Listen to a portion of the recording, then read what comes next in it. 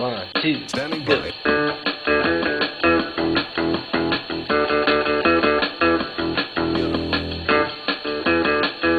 You know it. Here we go.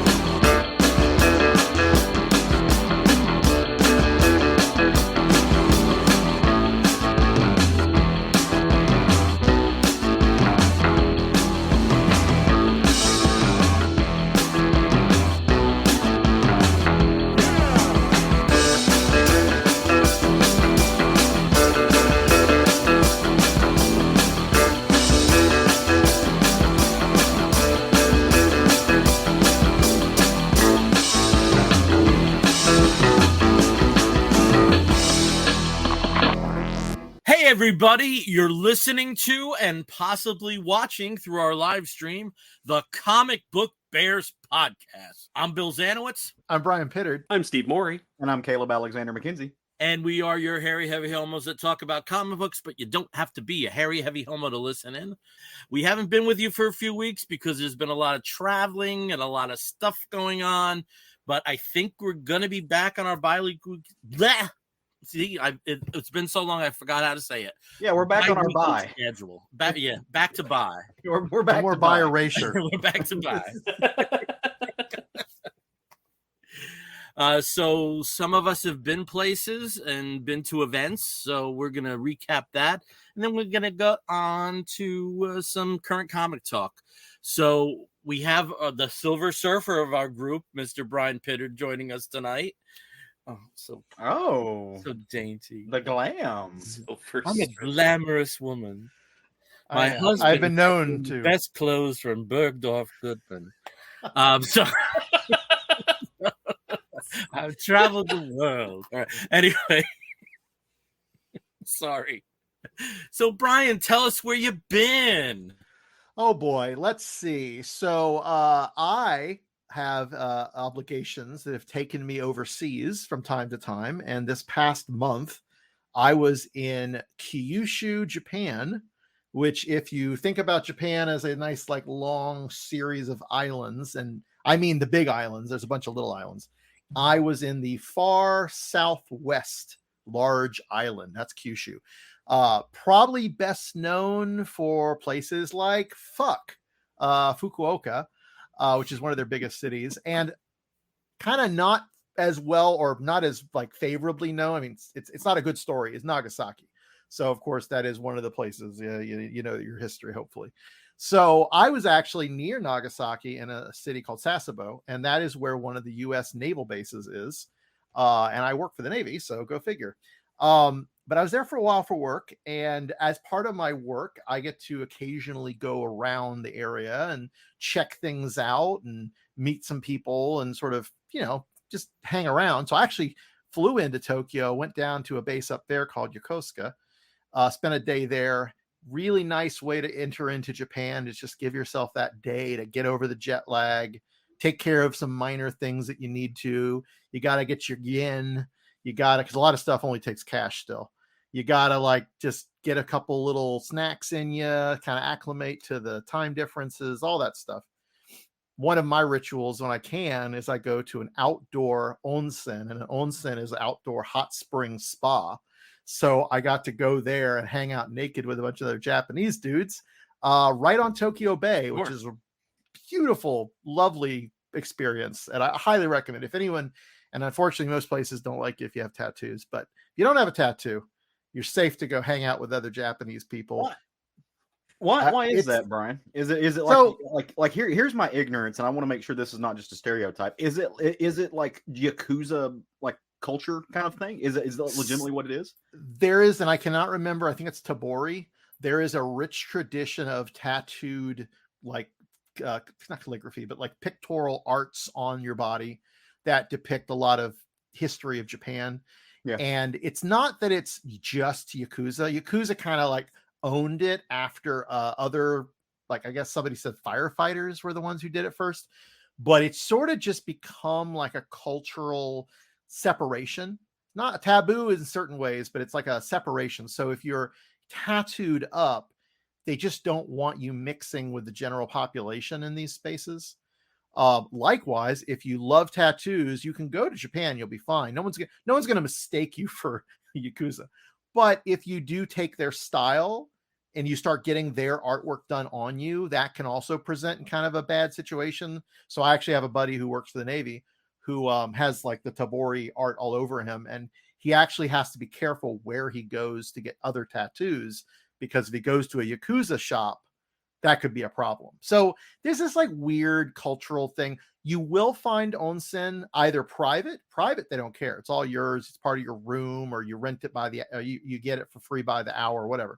But if you go to bigger cities, you can find onsen that are, they don't care. They're like, whatever, we know Western people come here all the time and they're fine with it. But yeah, I was in an area that didn't have a lot of onsen, and the ones that they did have, they were traditional. So anyway, so that's kind of the deal with the tattoo thing. Okay. I just want to make it very clear to the people who are listening to the show, maybe in Japan, that I am not Yakuza. I was just a very rebellious white boy at one point in time. So that's I know more Japanese like folks that love tattoos and have been doing it, like getting their own tattoos. So I think it's a less of a thing. It's becoming less and less. Yeah. Gotcha. So anyway, I had a great time for the first 3.5 weeks. I got some cool stuff I want to show. So this is going to be my geek kit. There's a whole line, and I think it's Tomu. They make little figurines, like little cars, like Tommy cars, I guess. It may be Tommy, actually. So I got a cat bus. I can't do my zoom thing, but you can sort of see the Miyazaki Totoro cat bus. Adorable. I also got this random Tomika city bus. I actually spent a lot of time riding the bus in Japan, which a lot of people are like, oh, the trains are amazing. In Kyushu, it's actually like the trains are fine. They're great. I mean, I rode the trains too, but buses will get you like faster and cheaper from place to place than, and we're talking like highway buses more than city buses. But the other really fun thing I got, and I became a fan of Mr. Donut, their little like national donut chain. And I think they actually have some in the US too. They are famous for like mochi donuts and some other, donuts. They actually had a little Mr. Donut place set. That's awesome. For the line of cars. So the bus came with this like its own little bus stop thing, and they're really cute. They like fold up. Well, they're supposed to fold up. Oh, that's right. They fold up into this little compartment thing, and you can just store it as you're building out your layout, which is really neat. So yeah, I got a couple random things like that. I went to one of their Book Off stores. Book Off is one of their chains. Yeah, I think we have them in New York. They just opened the second one on Long Island. I would love to go to one in New York, because I feel like it's going to be a different experience. But like, there's a shit ton of imports. Okay, shit ton of imports, because it's basically is it kind of like Japanese transplants, unload their stuff. Okay. Is it kind of like what took the place of Kinokuniya? Because Kinokuniya was like the place to go in Manhattan for Japanese everything, and then they kind of went. Kinokuniya is a bit more upscale. Yeah, Kinokuniya is the big difference here is Kinokuniya is a bookstore, and it's new products, right? They don't sell resale, they don't sell thrift. Book Off, Hard Off, there's a couple other offs. They're all thrift, so it's resale. Yeah, Steve, that place you took me to where I was speechless when I first walked in on the last trip. McKay's. Like that. Or McKay's. Yeah. McKay's. It's like that. Yeah. So it's like a way better version of like an army, what do you call it? A Goodwill, but like for Kiki books and anime stuff. Anyway, so they have video games. They're very well known for their secondhand video games. I found Tingle, one of these DS games that were from the Zelda series, and there's actually, I found out a couple more of this in the series, but this is, I think, the first one. I of course tried playing it, and it's entirely in Japanese, and even though I do speak Skoshi Nihongo, it's not enough, and I'm not fast enough to read to keep up with this game, but it's really fun, and I love having this. It's great. Queer-coded villains for the win here, or anti-heroes, I guess. A couple more things real quick, and then I'll tell you my sob story. So they had a promotion at one of the grocery stores, and it was for Tears of the Kingdom.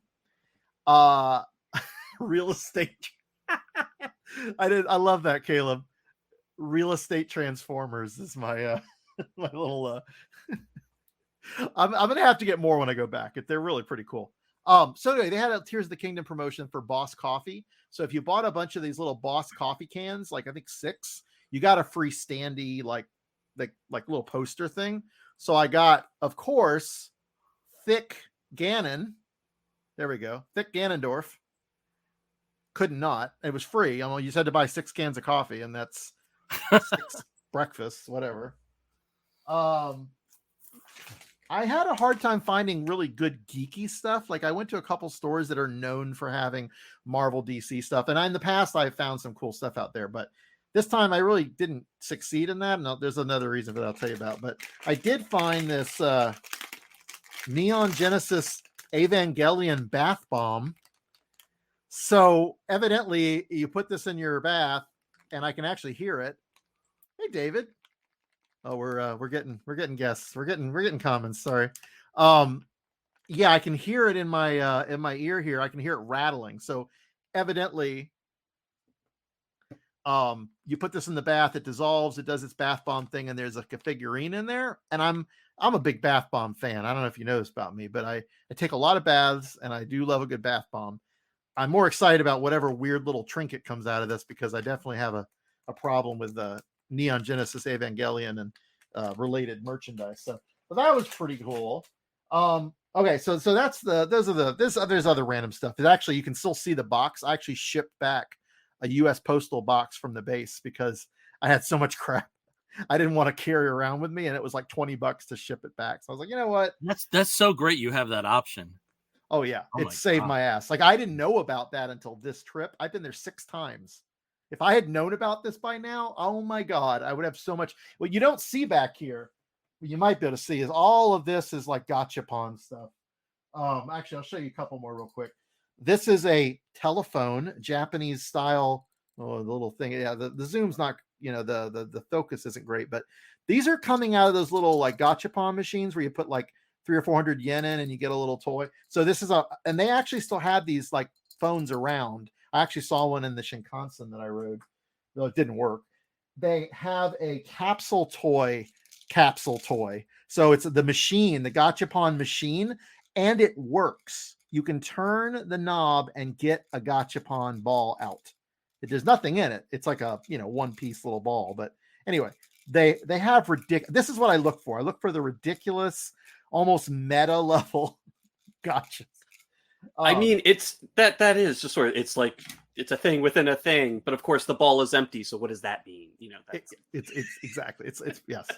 Okay. So all that to say, I found a lot of cool shit, but on my way out, I actually was going to go to Nagasaki for a day to see a festival. And then I was going to go up to Fukuoka where I flew out to Haneda and then Tokyo and then down to Seattle. So my last 3 days of my trip were going to be for fun. Like most of my trip was work, but then I had like weekends and whatever. And I did go, actually, Steve, we had that one picture. Then if you loaded it, yep. So I actually went and saw a volcano.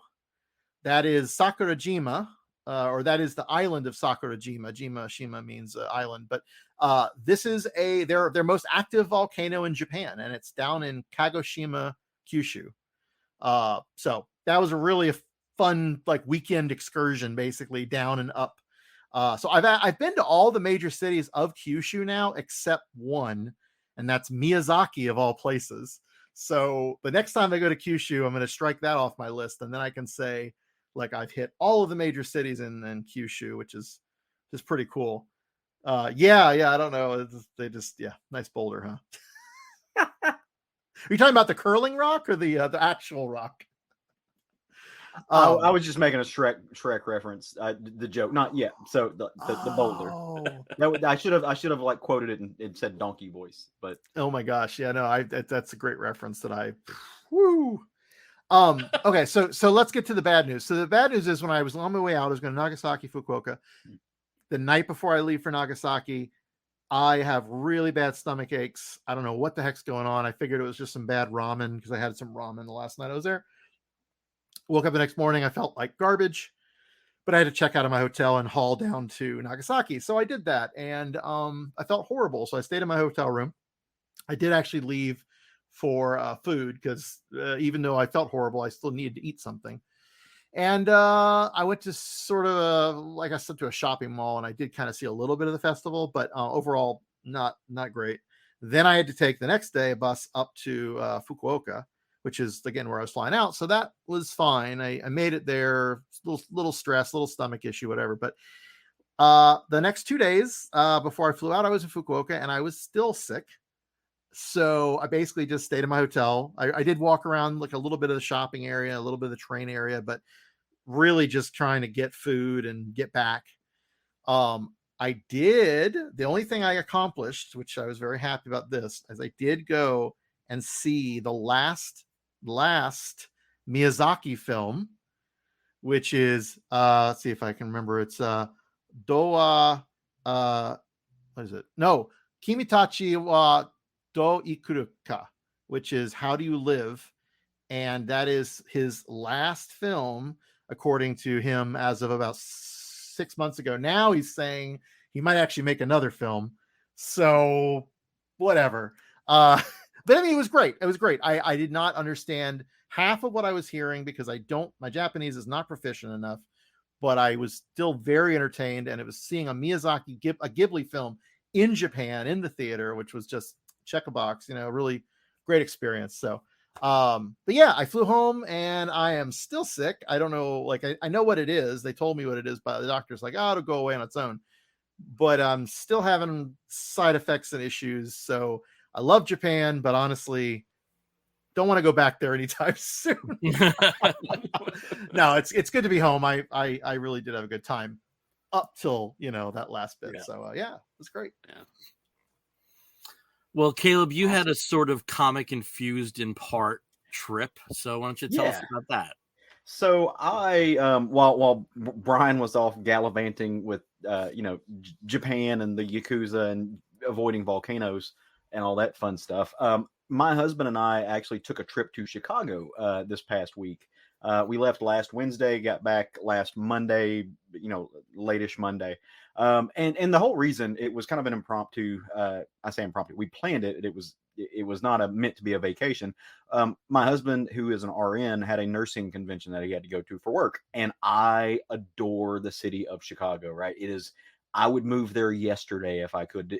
Of all the places that I've visited, and I've visited lots of them, and I love lots of them, but Chicago is like my heart. I love that city. I've been there 6 or 7 times now, and there's just something about it, right? I just deeply adore this city. So I said, hey, if you're going to Chicago, I'm taking the week off work. You should ask your job to, like, hey, let you go in there and schedule your trip home, because they're obviously paying for his plane ticket and stuff. Back your plane ticket up. We'll pay for a few days in the hotel for ourselves, but I'm going to tag along with you, and we're going to go to Chicago. And it was wonderful. Like, it was amazing. My husband and I are very different people. We are very different types of travelers. He likes to plan everything out ahead of time, and he knows exactly where he's going, and he's got a schedule. He wants to be at this museum at this time, and then he will Uber to the next place, and he will go to the next place, right? I'm not that person. There are places that I want to go see, so I will just pick one in a different neighborhood, and I'll go take a bus or just walk there and then go explore all around it. Really don't like a schedule. I'm perfectly content just taking off, picking a direction, and walking that way. And Chicago is great for that. It's a very walkable city. Also, the trains are amazing. You can get just about anywhere you want to go without even having to walk very far. Frankly, it's wonderful. So we got there on Wednesday. They immediately jumped into work mode. I just went walking. So once we got in the hotel, I went exploring, saw lots of different shops, saw lots of different things. Went to 5 or 6 comic book stores because Chicago is full of them. Went to several museums, but the great part about it, right, was not necessarily the places that I got to go or the things I got to buy. And I bought lots of stuff and had a great time, right? But I am blessed to have some amazing friends that I've met throughout the years who live in Chicago or live near Chicago. So most of the days were predicated on, go walk around and see things. But I at least met up with one friend a day for a lunch, or in one of the best cases, our friend Wendy, who is, as Bill has continued to say, is the unofficial Goldilocks of the Bears comic book show. Or I guess his official goal. We can say it's official, right? And so she and I actually were able to meet up, and we had breakfast together. And from breakfast, we left and we went walking and we visited places, saw all kinds of stuff, spent the whole day together, and it was fun. We had breakfast, lunch, and dinner together. It was phenomenal, and we did lots of cool stuff. So and really, we didn't do a whole lot of comic book stuff, but the first thing we did is we went to this really neat oddities store / museum. And one of the cool things that they had about this place was they had in one room they have like a history of freak shows and carnival folks, which was really cool. But in the next room over, they had like this whole like serial killer montage with a complete recreation of John Wayne Gacy's like death row prison cell with the actual paintings that John Wayne Gacy did. Like, and so we got to go see these actual things that were painted by John Wayne Gacy. And it's not like they let you know this dude was terrible. Like, this is not some weird thing where they're actually going to celebrate it. But John Wayne Gacy had this like cult following while he was in death row. Like, people would write to him. People just kind of did this weird, and he made paintings and stuff. So they had this recreation of that. Super cool. It was also a record shop. And so I picked up some vinyl. From there, we walked, and like I said, we hit up a few places. One of my favorite that we went together was actually the national. I say national. It's the Chicago Leather Archives and History Museum. It is a wonderful, amazing museum full of just what it sounds like, leather history, right? And not just like, going back, like, here's how people tanned hides back in the Stone Age. It's not like it's this is BDSM leather culture, right? So it starts off in the 50s and 60s and it goes through. But here's the neat thing. And maybe I just grew up sheltered, right? Maybe I just lived this sheltered life. I always kind of associated BDSM and leather and stuff like that with gay culture. And I don't know, I don't know if that was because it's just my generation, what it is, or maybe I'm just interested in it. But this museum does an amazing job of really showcasing the history of this and how it's not just about gay men. It's not just gay men who participate in this, who enjoy it. There are strictly heterosexual couples that do this. The biker clubs from the 60s and 70s were all about the leather life. The lesbian BDSM culture is thriving. Queer and trans BDSM culture is all, and they showcase all of this, and it really is wonderful. And no one should be surprised whenever I mention, just something or anything. I mentioned that we were going to stop by there, and fortunately, I have a friend, right, who seems to know everybody in the world, and he was like, "Oh, you're going there? I know the director. I'll give him a call for you." So Bill actually does know the director of the National Leather Archives and Museum, and had reached out. And unfortunately, I was going to try to tell Bill like when we were going, so he could maybe give him a heads up, and we could actually talk to him in case he was there or something like that. Bill was off doing other stuff that day. It was a Saturday. There was something happening in New York. He'll tell you about it later, right? So, but I didn't reach out. I didn't want to interrupt him or didn't want to do whatever. And kind of, frankly, I was hanging out with Wendy and just kind of spaced. But as we were leaving, I mentioned, hey, is the director or the proprietor around? He's like, "Oh, that's me." By the way, this is a very there's a lot of words I could use to describe this gentleman. He's godlike. Let's just put it that way for our purposes. Yeah. No, if Zeus, like if you have to think of like a Zeus, right? Just a hulking, beaming, bearded monolith of an entity. It's this man. He could. Yeah. Mm-hmm. So anyway, he was like, "Oh yeah, that's me." And I'm like, "Well, yes, it is." And I was like, "Well, I had to come here because my friend Bill Zanowitz, recommended it." And he was like, "Bill, I know Bill." And so we just we just hit it off. So Bill, I really appreciate you. And if I can just interrupt, a gentleman's name is Gary Wasden. Yep. And I think one of the reasons why the curation there is so good is because Gary comes from a library background. Oh, okay. And I think that's one of the reasons, because everybody tells me, the last time I was there was 2018 or so, and apparently it's just a very different experience. It's very, very well. It's so professionally presented and curated. Knowing that he's a librarian adds a whole nother level of things. So was very attracted to this individual, if I can say that. But no, we had a wonderful day. And I was apparently able- it was mutual. I So next time you're in Chicago, next you'll week you'll follow up. Put it that way. I'm going back soon. So I also was able to meet up with our good Bill and I's friend Asha, who we know through the EOC community, who is she's a member of the queer community. She and her wife are pretty amazing. We are all part of the EOC Brotherhood of Evil Gays, as we like to say. So she and I got there's a gay we won't let in.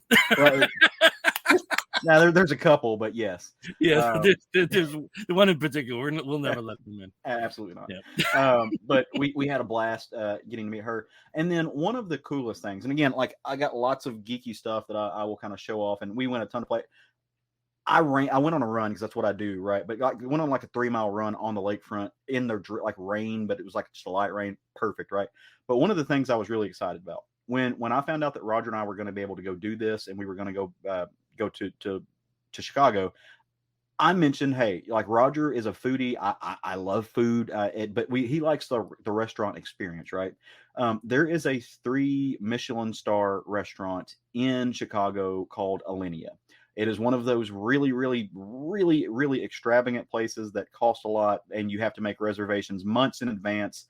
It is the type of restaurant that the chef was named the best chef in the world by multiple magazines. It is one of only 13 Michelin star restaurants in the United States. It has been named the best restaurant, this, that, and the other by like Food and Wine magazine. It is big deal, right? We got together with another mutual EOC friend, Arnie, who we love and adore, and who lives in Wisconsin, and said, hey, look, we're going to this. You also enjoy like fine dining. You and your wife should meet us there. And so they did. And so we went up and we had it was scheduled for 4 hours. I think it actually took 5-hour, 16-course meal, high-end meal, complete with wine tasting with every course, or some type of beverage with every course. This is the type of place that when we made the reservations about 4 months ago, they sent out questionnaires to know exactly like who you are, what you like to eat. Do you have any allergies? Not only do you have any allergies, like they'll tell you about allergies that you don't even know about, right? And they also, they have somebody who kind of stalks your social media. Like if you've watched The Bear, they're not bullshitting, right?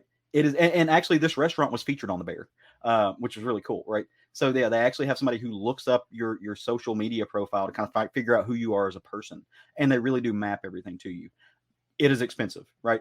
It is worth every penny. It was exquisite. It is the mixture of culinary exquisiteness and science, right? There was a dish that literally exploded in your mouth because the way that the saliva reacts, right? I mean, it's insanity. It's so cool. And we got to go see the kitchen too, which was fascinating. So did a lot, went to a lot of places. Again, Chicago is an amazing place for nerd culture, for geek culture. There are comic shops everywhere, and there are good comic shops. They're a cool place. There are record stores on every corner, good restaurant or record stores, people who care. And then the museums. And I would be remiss if I didn't say that anytime I'm in Chicago, I have to go to the Art Institute, because they constantly have Ivan Albright paintings showcased. I don't know if I've said this before, but Ivan Albright is he's my favorite kind of modern painter, right? Like I love that man. It is grotesque but beautiful. Unfortunately, they didn't have what I consider to be his best painting, The Door. They still have it. They just don't have it showcased, but they still have 2 of his major paintings, including the Portrait of Dorian Gray, premiered. And if you've never seen it in person, you will not believe that human hands made this. It is beautiful and it's wonderful. And like I said, I did get Geek Gets, but I'm gonna wait because just I don't know if we're doing a Geek Get section or not, but I'll show you guys some stuff I picked up shortly. But if you've never been to Chicago, even if you're only going for something like C2E2, or if you're just going for strictly nerd culture, right? It's an amazing city. Food culture, just culture. Like I said, I would move there yesterday. I adore that place. And yes, we ate delicious pizza. So it was a lot of fun. I can't wait to go back. Did you make it up to Andersonville or any of the places a little north of the downtown? No, I didn't. Just because, like I said, we didn't have a rental car or anything. So I think I followed the red line up a few times, and went to Boys Town. I went and had drinks at a few of the bear bars. Went to I got this shirt, unsurprisingly. Like went to the men's room. Oh, okay. So you're not far. Andersonville is just a little further north, and the only reason I call it out is my ex north and west is that or east? I forgot exactly. Anyway, it's near Wrigley. It's near Wrigley Stadium. Okay, I walked all around Wrigley. Yeah. So maybe I was up there. Yeah, I walked all around Wrigley. If you were at the Leather and Archives Museum, you were in that vicinity. Okay, there you go. Yeah, okay. So I call it out because of our podcast. It is probably to me the most like bear inclusive community. Okay. My ex, also from Flame On, Pat the Bear, he actually hosts karaoke there on Sunday nights at Sofo Tap. And Sofo Tap's a great little bar. And it's like the Two Bears something or other. That's a company that they own a bunch of other little areas. Yeah. The meeting place is up there. I think it's called the Meeting Place. Anyway, great place. And there's a magician's club, like a magician's speakeasy, like right across the street that you have to just, know how to get into. But once you're there, it's like great drinks, magic shows. I love that area. You're absolutely right. I love Chicago. I would live there too. It's a beautiful city. It's huge. It just never ends. You're just like, oh my God, there's more city. But yeah, I'm so glad you went. Yeah. I don't think I knew that Pat was doing that. I totally would have went up there. The bars I went to Sidetracks, which is kind of just a standard stop. I went to just have a drink just because I had to have a drink at Sidetracks. There's a few other ones, and then just walking around Boys Town. Boys Town is very it's very queer centric. Obviously, that's the history of that place. Rainbows everywhere, and it's just for somebody who lives in Arkansas, where even when you're the most relaxed, you constantly feel like you're under threat. It was just kind of nice to be in that area. Next time I will make a point of it to go up there and see. Actually, I will go say hi to Pat. You should. No, it's a fun night. Also, I should clarify just for people who Boys Town is the old name. Mm-hmm. It's now North Halstead. It is North Halstead. Yep. Because it's more inclusive and right. yada, yada. But it's a beautiful area. Every time I go to men's room on a work trip or whatever, I get a beard trim. I forgot his name's like Jon Snow, I think. Yeah, because I didn't realize they turned the back room into a barbershop. That's rad. Like that was the best beard trim of my life. So worth it. I walk back in there and there is just this like bearded twink in full like leather gear, like giving somebody a fade. I'm like, why do I just need to live here? I will show off one geek yet though that I picked up in my travels because it had to happen. So Tom of Finland, the complete cocky comics, can't show you the inside. So, but no, I do have mine. I do have a bunch of pictures here. I wanted to bring them up real quick. They're not in any order, unfortunately. So if you've ever been to Chicago, there is a type of paint thinner that is bottled and sold as alcohol in Chicago called Malort. It's the worst thing ever. It's liquid death. It's terrible. Yeah, it's what you do when you want to unfriend somebody in person. Like you give them Malort. And Bill and I actually have a really, really good friend, a person that we've known for years, who adores this stuff. Like they drink it like fuel. I don't understand it. It does not make any sense. I don't know if they really enjoy it, but I think they enjoy the act of torturing. Yeah. Reaction. Yes. Yeah. Of course. No, it's the best thing in the curling community. This is a thing we do all the time. If they have Malort at the bar, we're buying shots. Yeah. And it's if you make a bad shot, you've got to take a bad shot. See, that last thing makes sense. Nobody should have to positively drink it. Fun story about this. When people see myself and my husband, they just naturally assume my husband, who does look very cherub-like he's got to be the nice one, the sweet one, right? He's the gremlin, he's the evil one. We were in Chicago with mutual friends and coworkers of his, and I was not going to bring up this monstrosity, this travesty of liquid. He makes his coworkers take shots of it the whole time. Like he's just like, nope, you're doing this at least once. Evil, just pure evil. But this was at the Cell Block, which is a fun little. I actually didn't get to go this time. I want to go back. I've been before, but it is a fun time. Are Touche and Jackhammer, are they still there? Jackhammer is, yes. I don't know about Touche. Okay. I don't think Touche is there anymore. Yeah, Jackhammer is though. Yeah. Okay. And yes, Dave. Yeah. from Dave Ebersol. Oh, I need that Tom of Finland book. Absolutely. You can come over and you can come over and share it with me. And we had Kevin Quass. I am obsessed with the Comic Book Bears podcast. Well, thank you, Kevin. We have a couple other pictures here. There's the North Halstead. So if you've never been in North Halstead or Boys Town, I forget how long they put that in there, but years ago they put in these we call them rainbow rockets, but they're all up and down Halstead, and it's just because hey, this is the gayborhood, right? This is the queer portion of the city, the most queer accepting portion of the city or so. And so they put up these monuments. On each one, they have there's like a fun fact, right? So this one's talking about the Harlem Renaissance. I think this is actually talking about specifically like the Chicago Harlem Renaissance, because there's a whole section of Chicago called Harlem too. But there's just different things about queer history on each of these little rainbow rockets that line the street. So really cool. Love seeing them every time I go. Awesome. There's a bear. Really cool. By the way, if I have one umbrage to pick with Chicago, right? Google does you no favors if you type in bear bars, because the fucking Chicago Bears and the Chicago Cubs have sports bars everywhere. And so if you want to look up the bear bars, you have an equal shot of finding hairy, heavy homos as you do just some straight guy who's pissed about the Bears this season. All I'm going to just say, Caleb, is just imagine being a Packers fan and looking for the fellow fans. Just imagine that. Thank you for that. This is our friend Arnie, who we went to dinner with. Had a wonderful time. This is one of my best friends in the world. I love this man. Incredibly glad. He's also a huge comics fan.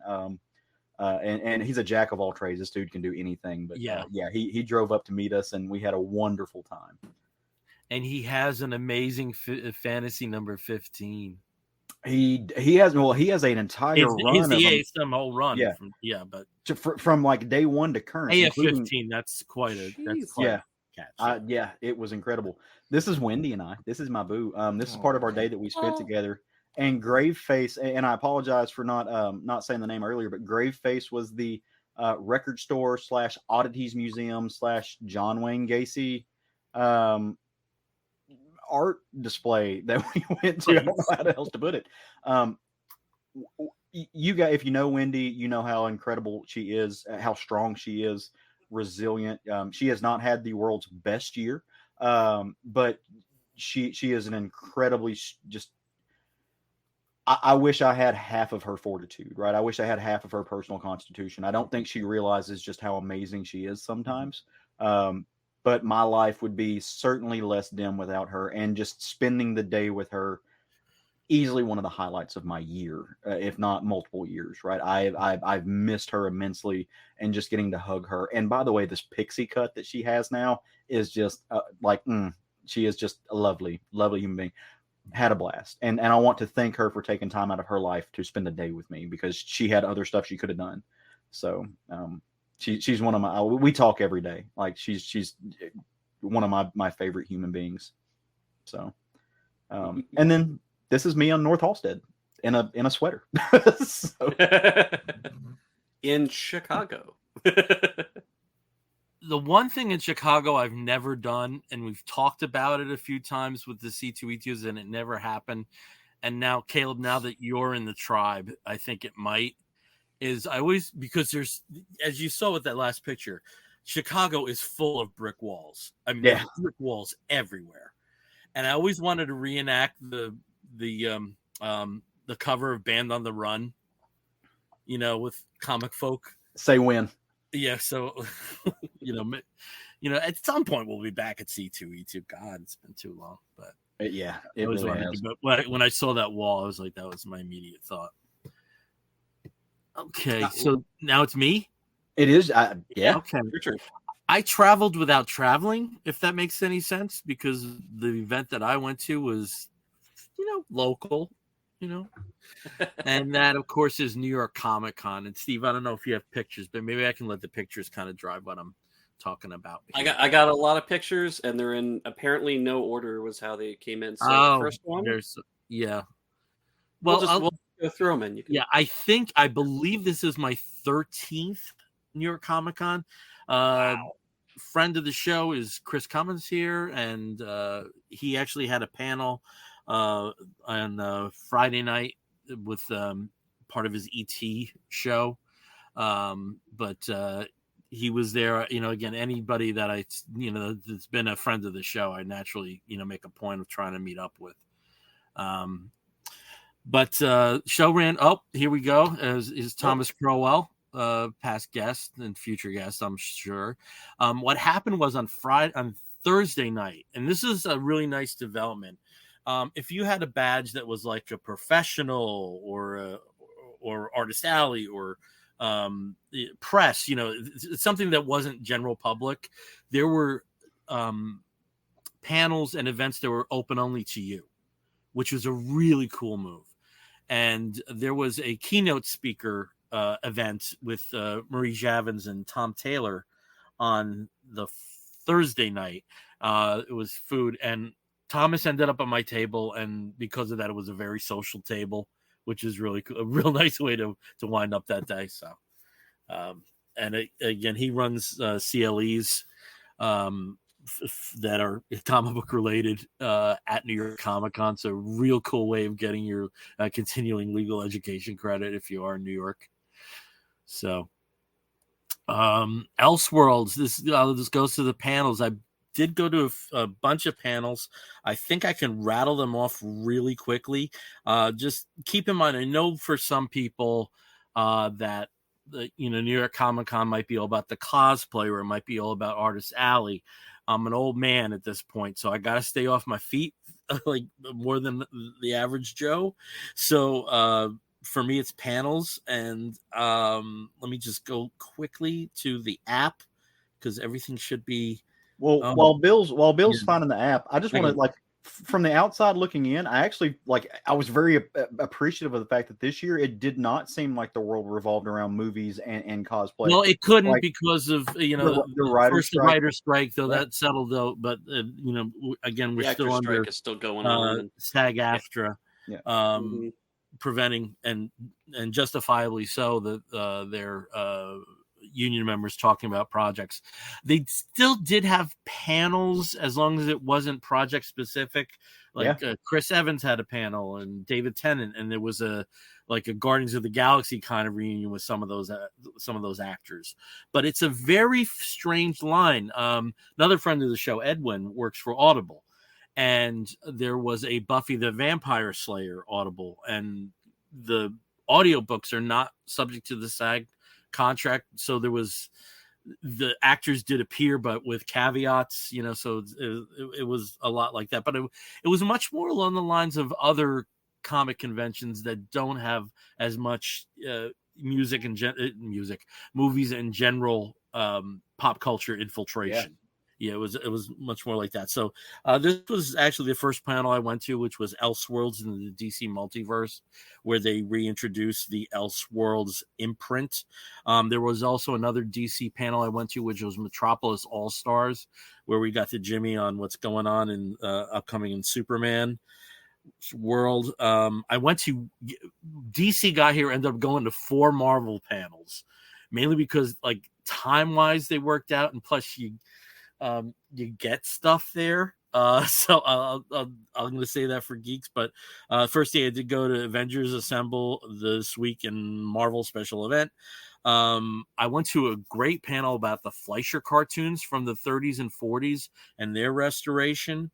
Again, the summit, I saw the Mad Ghost panel, which is Jeff Johns and Brad Meltzer's new imprint, which grew out of the Mad Ghost books that have been coming out from Image for the last year and a half. It's almost like a re-imaging of Image with a bunch of creators that are going to be creating works specifically for titles coming out from that imprint.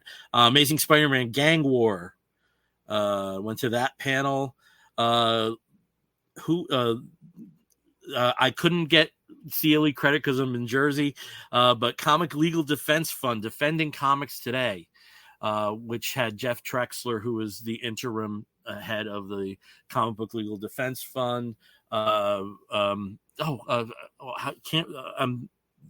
blanking on her name, last name Merkler from DCPS, who was on the board of directors. You know what I'm talking about. Christina, Jesus. Yep. And Christina. some other panels talking about some of the issues related to book bans and things along those lines that would affect where the CLBD is headed in terms of their representation. I went to the Who Was Steve Ditko panel, where another friend of ours, Zach Cruzy, got name checked twice. And it included 3 Ditko family members and, really dispelled a lot of the false rumors about Steve Ditko, that he was a recluse and that just a bunch of things that they kind of poo-pooed, that, he was strictly an objectivist. Just kind of a self-perpetuated legend that's not necessarily true, right? I mean, and I was one of those people that kind of thought that too. And it's very easy to like, from the outside looking in, to like take that stance. Yeah. But once you know people who knew him and have studied him and you read books about him, you realize, nah, he just wasn't necessarily giving you his time. Like, he gave his time to other people. Yeah. 2 more Marvel panels, Marvel Fanfare and Marvel Next Big Thing. One panel I did miss, and initially I was all in for this. And this was a last minute panel. There's going to be a graphic novel based on Who's Next, the Lifehouse works of the Who and Pete Townsend. And initially it said Pete Townsend as a guest, so there was no goddamn way I was going to miss a panel with Pete Townsend. But it was him from London, and that also coincided with going out on Saturday night. It was hell getting home, and that's why I ended up not going on Sunday, but that's the whole other story. And I'll tell you, some snowy night in front of the fire. I don't want to waste the bandwidth here, but just show some other pictures, because there's some other people I want to talk about. Again, I didn't take a ton because, any cosplay, you can eventually find a cosplay pick. The one that I haven't seen, which I thought was great cosplay, was someone went as Bunny from Only Murders in the Building. And it was just a great costume, and I haven't seen that from the pictures yet. We actually started that, and we're halfway through the first season, and I have never watched a more delightful show. All right. So, Steve, what other pictures did I provide for you here? Here we go. There's Chris and I again with the Wendy's mascot. I'm also wearing a Kirby shirt here. Now, I'm not a gamer, and how I came to this shirt is kind of like circuitous, but everybody was like talking about Kirby. I know it was like a character and he eats food, that's about it. So it was kind of funny. But you can keep going there. Ultraman. There was a lot of Ultraman content. And there was like one of those classic, he's behind me, isn't he? So. And there's our friend David Hazan, who's on his, I guess, now annual U.S. trip. Saw him at the Mad Cave booth, and actually when we were coming in, and also at the industry event. So hopefully, we'll be hearing his name attached with some projects. So what else we got there? The Marvels. This was a great, the positive side of AI, where you could become one of the captains in their virtual booth. Yeah, that was fun. This is us, my co-host Rob Stager, and a couple of our friends, Andrew and Sharon. This is us at like 3 a.m, finally able to get a train home. So it's like pure joy, but we're all exhausted at this point. And that's, there was no way I was going Sunday. It is my badge. And I love this. So Funko had a booth. Funko people they're fucking crazy. Okay. I don't understand why somebody would spend the money to go to a convention, unless you are a retailer, and spend 4.5 hours a day online. I do not understand it. That can't be fun. But they had a nice little pop-up display there where you could get in the box. So, and just because there was such a big presence of Japanese culture, with the big publishers aren't there anymore, having an official presence. Image is not there, Dark Horse is not there, of course DC is not there. I think that's more a byproduct of geography than anything else. And this, I just love this picture. This is New York Comic Con at about 8 p.m. at night.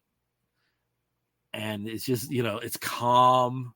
There's still stuff going on, but it's like, it's relatively calm. It's just a nice place.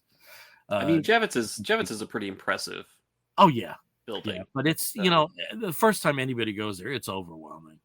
Can I ask an Arkansas ignorance-based question? Sure. Is it Javits or Yavits? Javits. Okay. Javits. Yeah. Now I know. I did not know. And this is what saves my tail with the Javits crazy prices for food. Lunchables. So if you see me in a grocery store buying Lunchables, it must be convention time. And then another one last Dragon Ball. Yeah. But there's no balls on that dragon. It's all a lie. And I want to say something that happened to me at the con is, I know a few episodes back I had a very frank discussion with these guys and generally about how I've been losing my interest in comic books and just haven't really had much of a motivation to read or keep up to date, which is really stupid when you do produce and co-host a podcast like this. And that mojo's back. I have to say, I was just swept up in, seeing comic books all around me and, the whole enthusiasm for the culture. And I think Caleb hit on one thing is because it was more comics balanced this time, probably more out of necessity than anything else. It had a different feel to it. The first pandemic, post-pandemic show had a very restricted feel to it. This was the first time I think they opened up the numbers to like where they were like close to pre-pandemic level in terms of attendance. And, I kind of got my mojo back and I went through like a little bit of hell with my DCBS boxes recently and thought I ordered stuff and I didn't order new comics for 2 months, it turns out. And these guys were all helping me try to find some of the more esoteric stuff. So I would not worry about me and my enthusiasm for the art form. It's back. So that's awesome. Yeah. That makes me just really happy. Yeah, to hear that something was there to reignite you and your passion for comics. And All right, well, awesome. That's a perfect lead in to talk about new comics. How about that? So how we kind of restructured stuff was a few months ago is we basically talk about big two books first and then get into the indie stuff. And we have brother Bryan with us. And he has a big two book, and I'd love to hear about it because I have not read it yet. Oh, yeah. And this is, again, long-term listeners, watchers of the show know I have a thing for certain authors, certain writers, certain illustrators. And also, Bryan, one of the panels, there was a lot of Hickman was there, and there was a lot of Ultimate Universe talk. Yeah, I'm actually interested in seeing, because I did enjoy his Ultimate Universe stuff before the line ended, and now that he's sort of architecting the relaunch, I'm actually gonna probably check this out. But what I'm here he's also gonna be the monthly writer on Ultimate Spider-Man. Yeah, no, I saw that, and I'm not typically a Spider-Man reader, but every now and again something will bring me in, and I'm very interested to see what she's doing. And it's Peter Parker too. Oh, well, so that's interesting. I didn't think they would just do that. I've read the new Ultimate stuff, just by the way, if you need to get a breakdown of it. Oh, okay. Yeah. I might start try to pick at it a little bit. But I want to talk about G.O.D.S. because to me, I love Hickman when he comes in with big ideas and uses the Marvel toy box to explore those ideas. And evidently G.O.D.S. was one of the two big projects he pitched Marvel years ago, the other being House of X, Powers of X, or Powers of 10 or whatever. So G.O.D.S, G.O.D.S, all it's like an acronym, is a story that fully fits within the Marvel continuity. In fact, the first issue, actually go to the title page first. Do you have the title? Did I give you the title? Anyway, it's just a cover. It's fine. Doesn't matter. It gets into, then the first issue, it gets into the sort of inner underpinnings of Marvel's cosmic stuff, but in ways you don't expect. Like it's not like starting with the big aspect deities. It's not doing that. There you go. Perfect. Love it. Thank you. So this is the cover. This character on the front, Wynn, brand new character, never before seen in Marvel, although he's kind of been, Hickman's been writing these little like 2-page little vignettes in a bunch of books throughout the last month or two. But like Wynn represents the powers that be. I'm going to screw this up. So there's the natural order of things and there's the powers that be, I think, are the two factions. Basically, it's science versus magic. Okay. At a dumb, simple level. And he represents the magic. And the framing narrative, I guess, of the first issue is really his and his kind of counterpart in the science side, his wife, I believe they were married. Their sort of relationship and how it sort of has to come up against the natural enmity between science and magic. So you get so much great character dialogue explaining the relationship to like this bartender in New York, and you only see like the woman's perspective on it, and then later you kind of put the things together and you see that Wynn is the guy, and there's this whole relationship dynamic that's very genuine. And so the thing I will say about this book is, as much as it gets into the Marvel cosmic big idea Babylon event, which is this whole notion of like this universe ending thing, it is Hickman writing characters and relationships, and in a way that is something very like that's a progression for him. He's always had fun dialogue and big ideas and great world building, but I would dare say that he hasn't always done the best at writing characters, like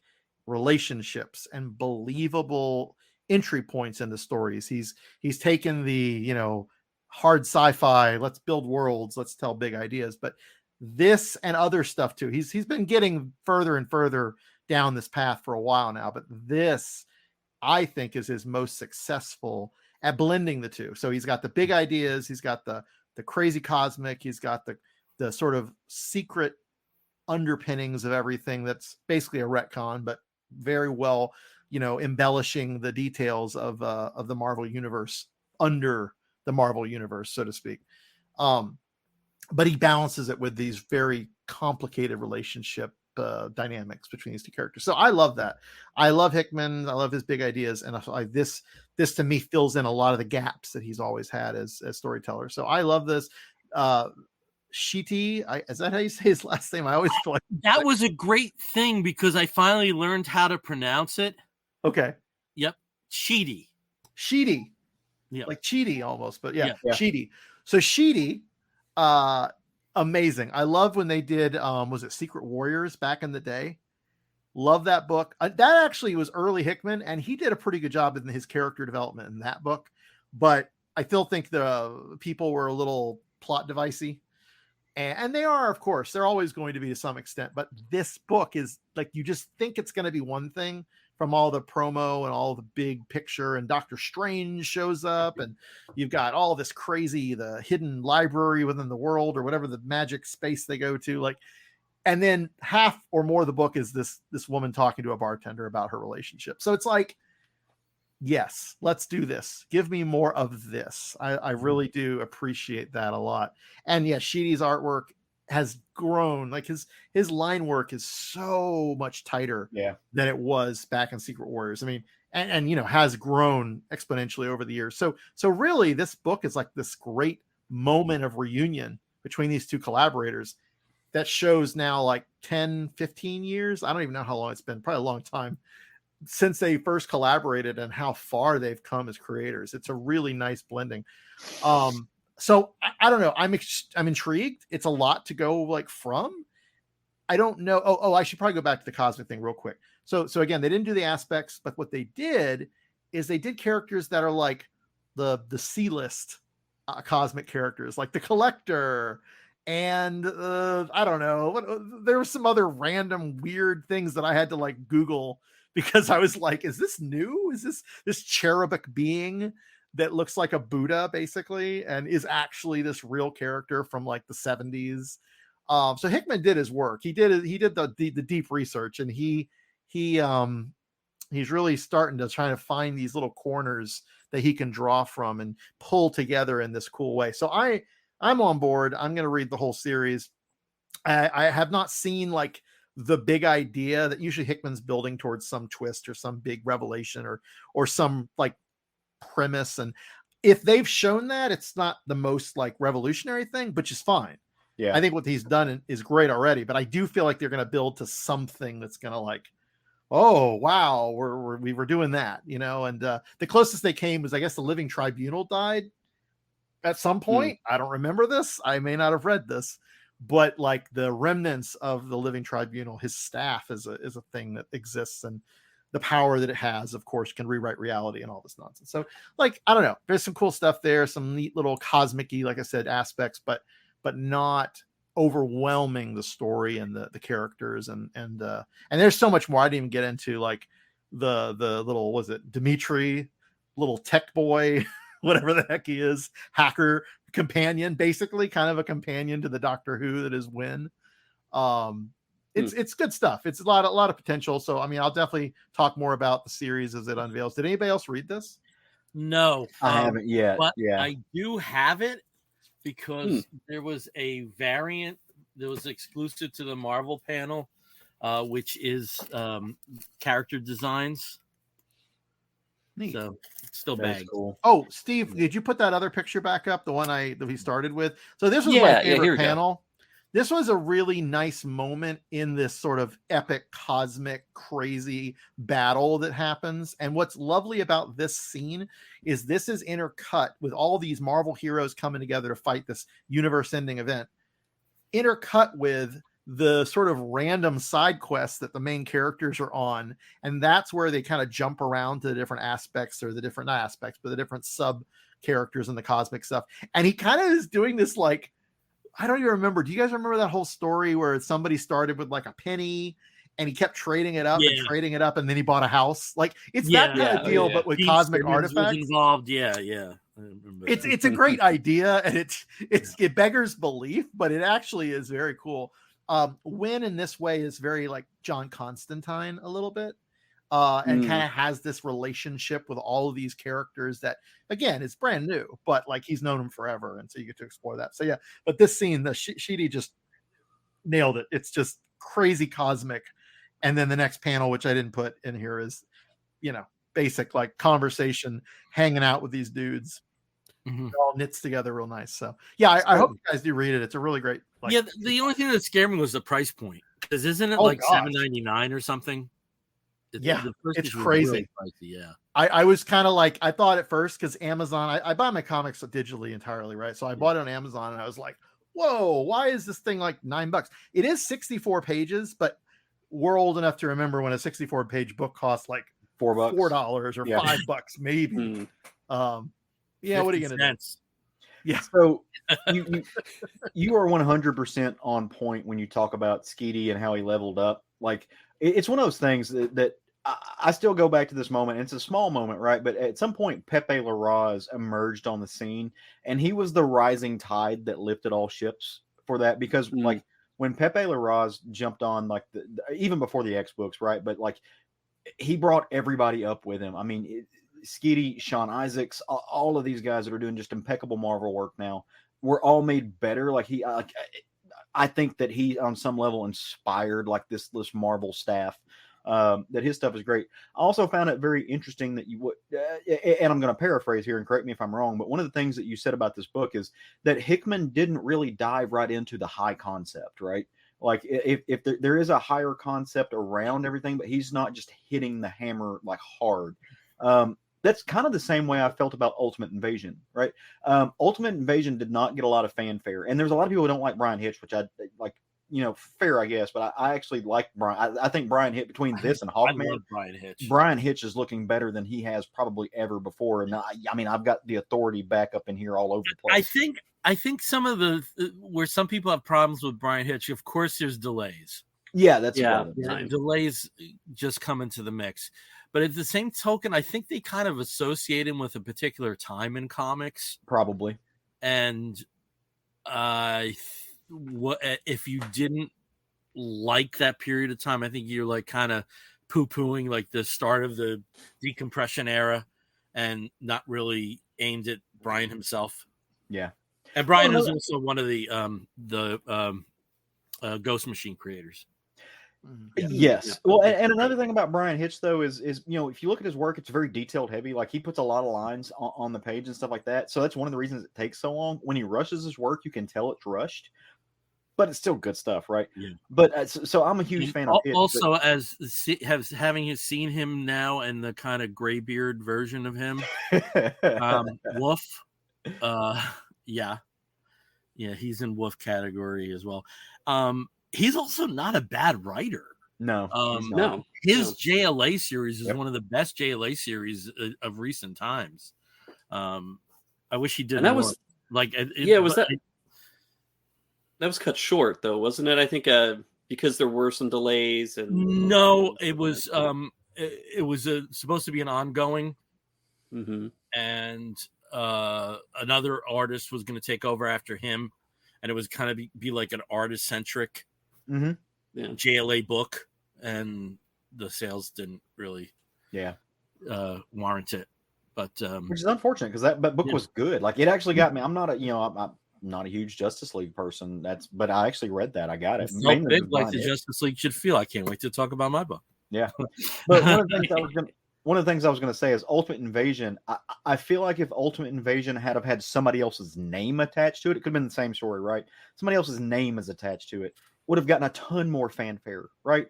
But people were expecting Hickman, right? They were expecting everything that Hickman does, and they wanted it to be super high concept and all just blah, blah, blah, blah, blah. It's a really good superhero story, right? And it's not it's Ultimate Invasion, but it's not 1610. It's actually about another Earth, but it's about the Maker and stuff like that, right? But it's a really, really good multi-universal story, right? That's if another name that wasn't Hickman was on it, just change the name. I think people will be raving about this book, right? Yep. But it's Hickman, so they're not, because it's not It's not Hickman being Hickman. Yeah, it's not Hoxpox, right? It's not Manhattan Projects. It's not East of West. I think he has set himself up a bit as that person. Sure. Yeah. He can't just write solid, good without that, right? And that's, I mean, you're a victim of your own successes, right? So it's like, but anyway, I've heard nothing but good things, and I love the Maker. I think the Maker is a fantastic character. Good. Yeah. And I just from what I've seen of this Secret Invasion stuff, it's like, having the spoiler, a little spoilery, but like, the Reed Richards be the Dr. Doom character. Like, there's just cool stuff. Brother, there is something in that Ultimate Invasion you do not see coming at all. Like I've read the, I could not put them down. It was one of the best bait and switches ever. Oh, cool. So good. Oh my God. I got to read it. To read that. Yeah. I've only read the first 2 issues, so I still need to catch up. I guess I've read the first 4, and they are. There's 4. It's a 4 issue. Okay, there are 2 weeks worth of comic books at my LCS waiting on me to come get them, so I was not sure what's out yet. And then there's also, I think, in 2 weeks is Ultimate something, which is like kind of the sampler of what's coming. Okay. And they have there's 3 books coming. Again, the Ultimate Spider-Man, Ultimate Black Panther, who has interestingly a connection to Moon Knight and Doctor Strange, which is a little weird. And then Ultimate X-Men by, anybody say it? I don't know this one. Peach Momoko. Oh, okay. I did not know that. Oh, look at him. Okay. Well, see, because I haven't been paying attention to any of the Ultimate spin-offs that'll be coming out of this, but like Peach Momoko, is this going to have any connection to the series that she's been writing up to this point with I all don't of her know. different- I didn't know. They just all they had was one image. Hmm. Yep. Okay, 'cause, so I mean that's great. That's a great. so place to Caleb's talking how he's no big fan of Justice League, and big factors into my book. I didn't say that. Yes, you did. You just said it. Yeah, he said he hated it. That's what I heard. But I defy you to not enjoy, at least on a basic level, Justice League versus Godzilla versus Kong. Okay. This is a delightful surprise. It's written by Brian Buccoletto, who had been a co-writer on The Flash and an inker, and done. He's had a name for himself in the past few years. And this is, you can just like cross off Godzilla and Kong, because for this first issue, it's basically just a Justice League story, and it's a younger version of the Justice League. This is critical to the story. Superman and Lois are not married yet. So we actually open with him attempting to pop the question. And Steve, if you can show the graphic, it'll show why he can't pop the question. Yeah, Godzilla. So from here, we flash back to 12 hours earlier. Superman Clark is going to ask Lois. They're already going on vacation, but he's going to ask her to marry him before they leave.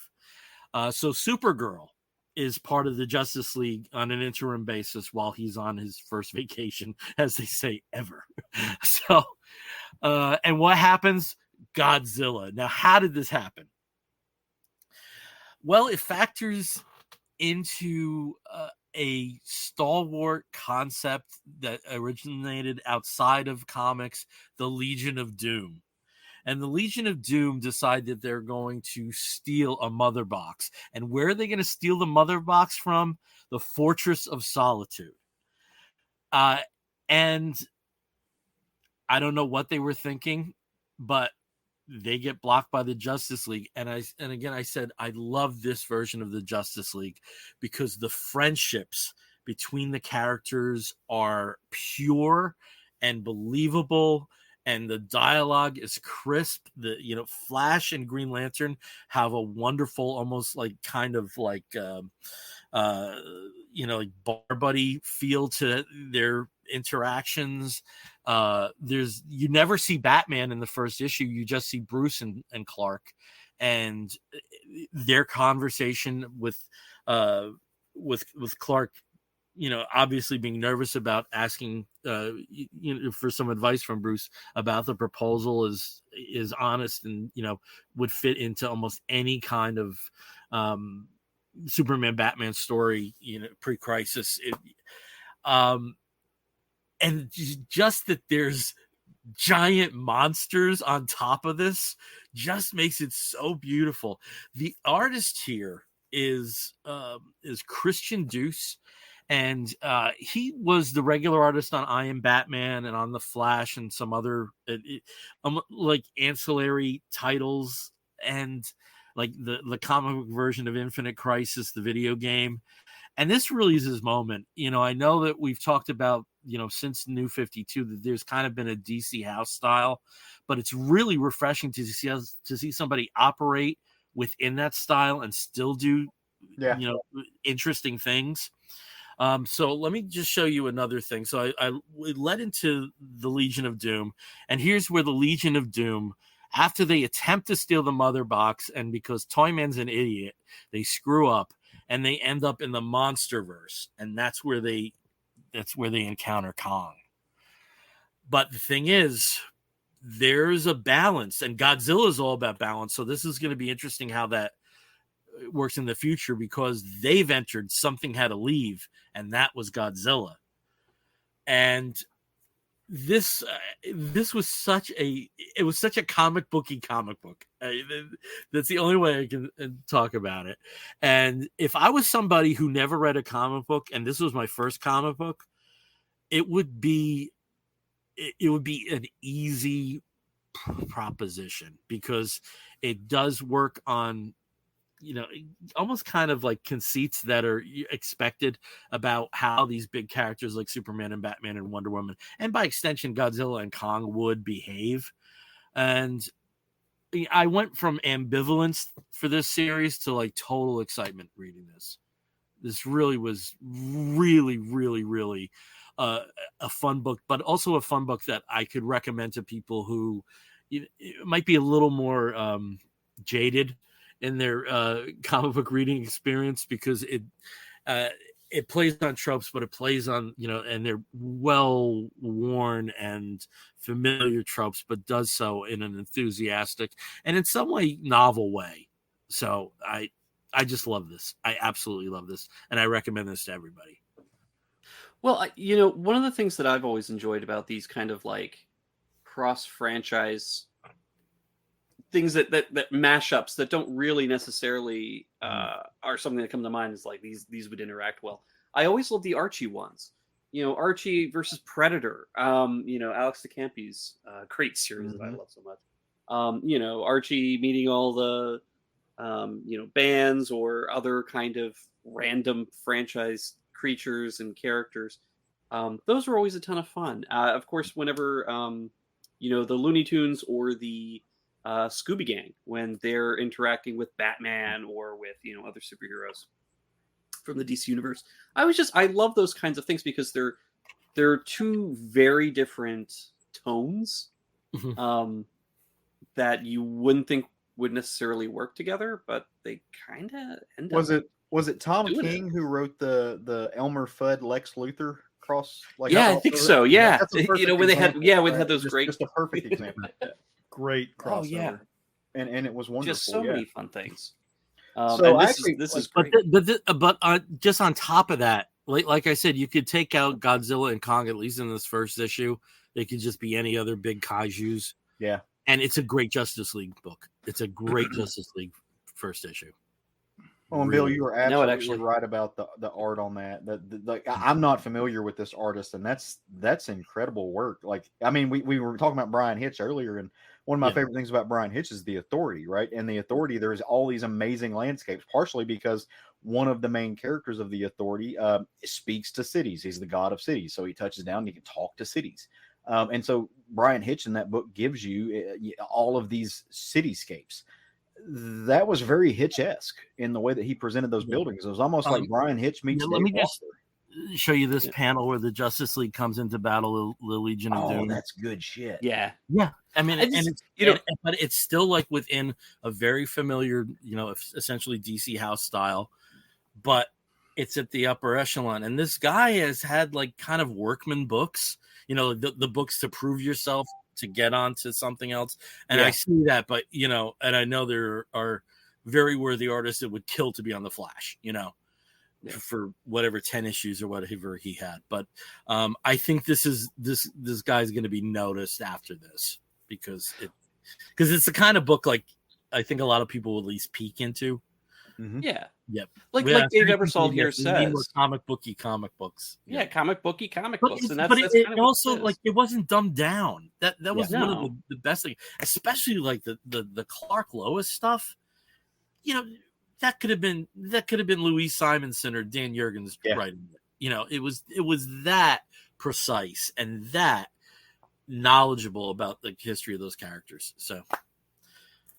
But I imagine as you go on, they did show the pictures of the Bat Mech that will battle Godzilla, and let me tell you, you're going to be 9 years old looking at that stuff again. But I went from sort of ambivalence about this to just, as I said, there's so much excitement about it now, and I cannot wait for the next issue.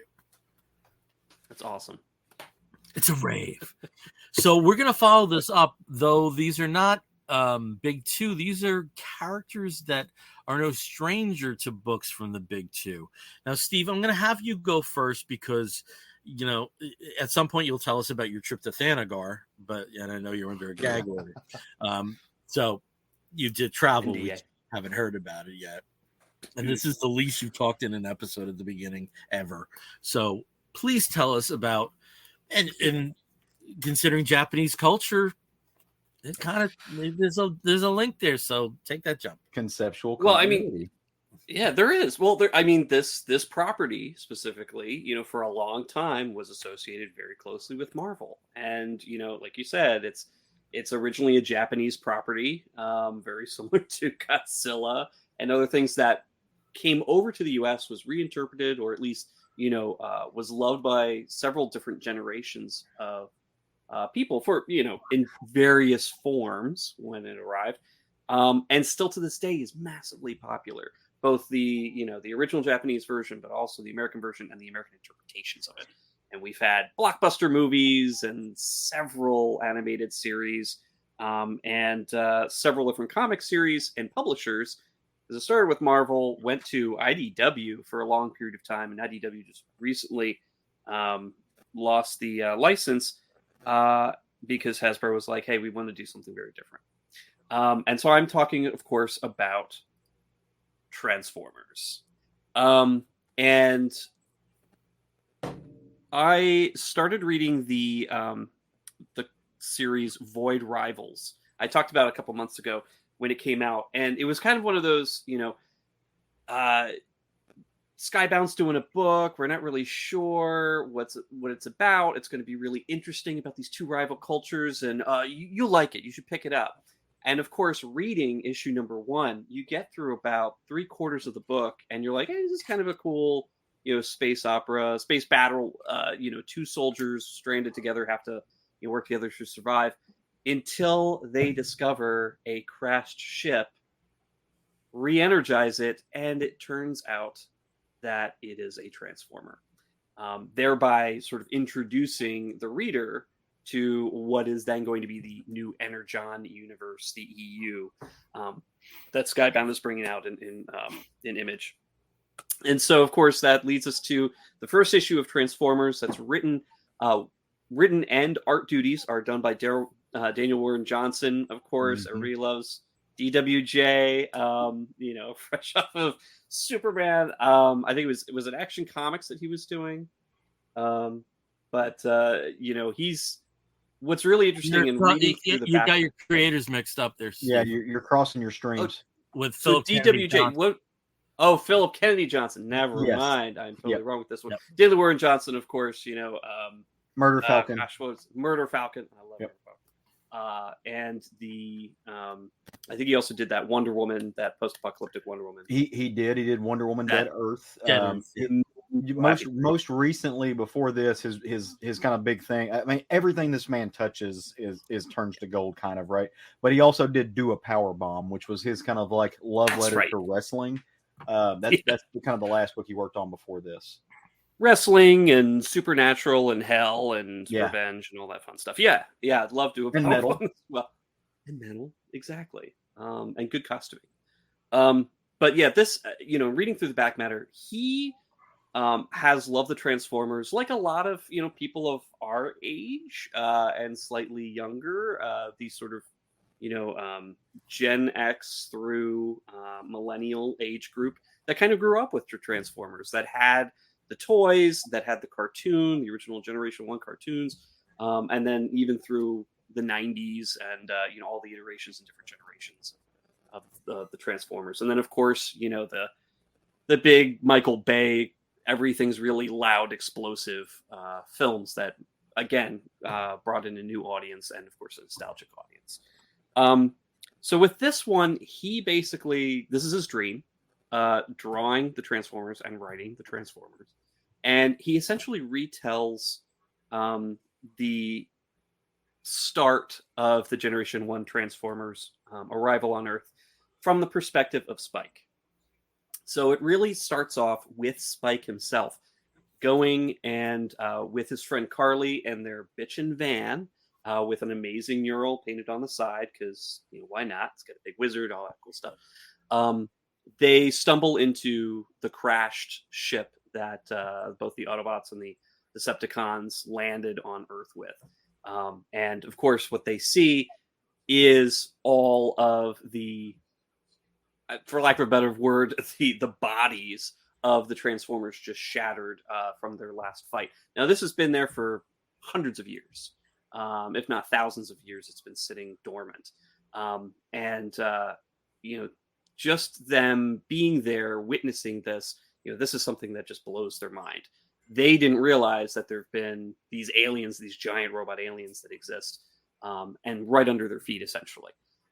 In the distance, in the very small corner, if you're following along on our live stream, there's a tiny little ship that's viewable, and that is basically the character that the character of Jetfire, who was woken up in the first issue of Void Rivals.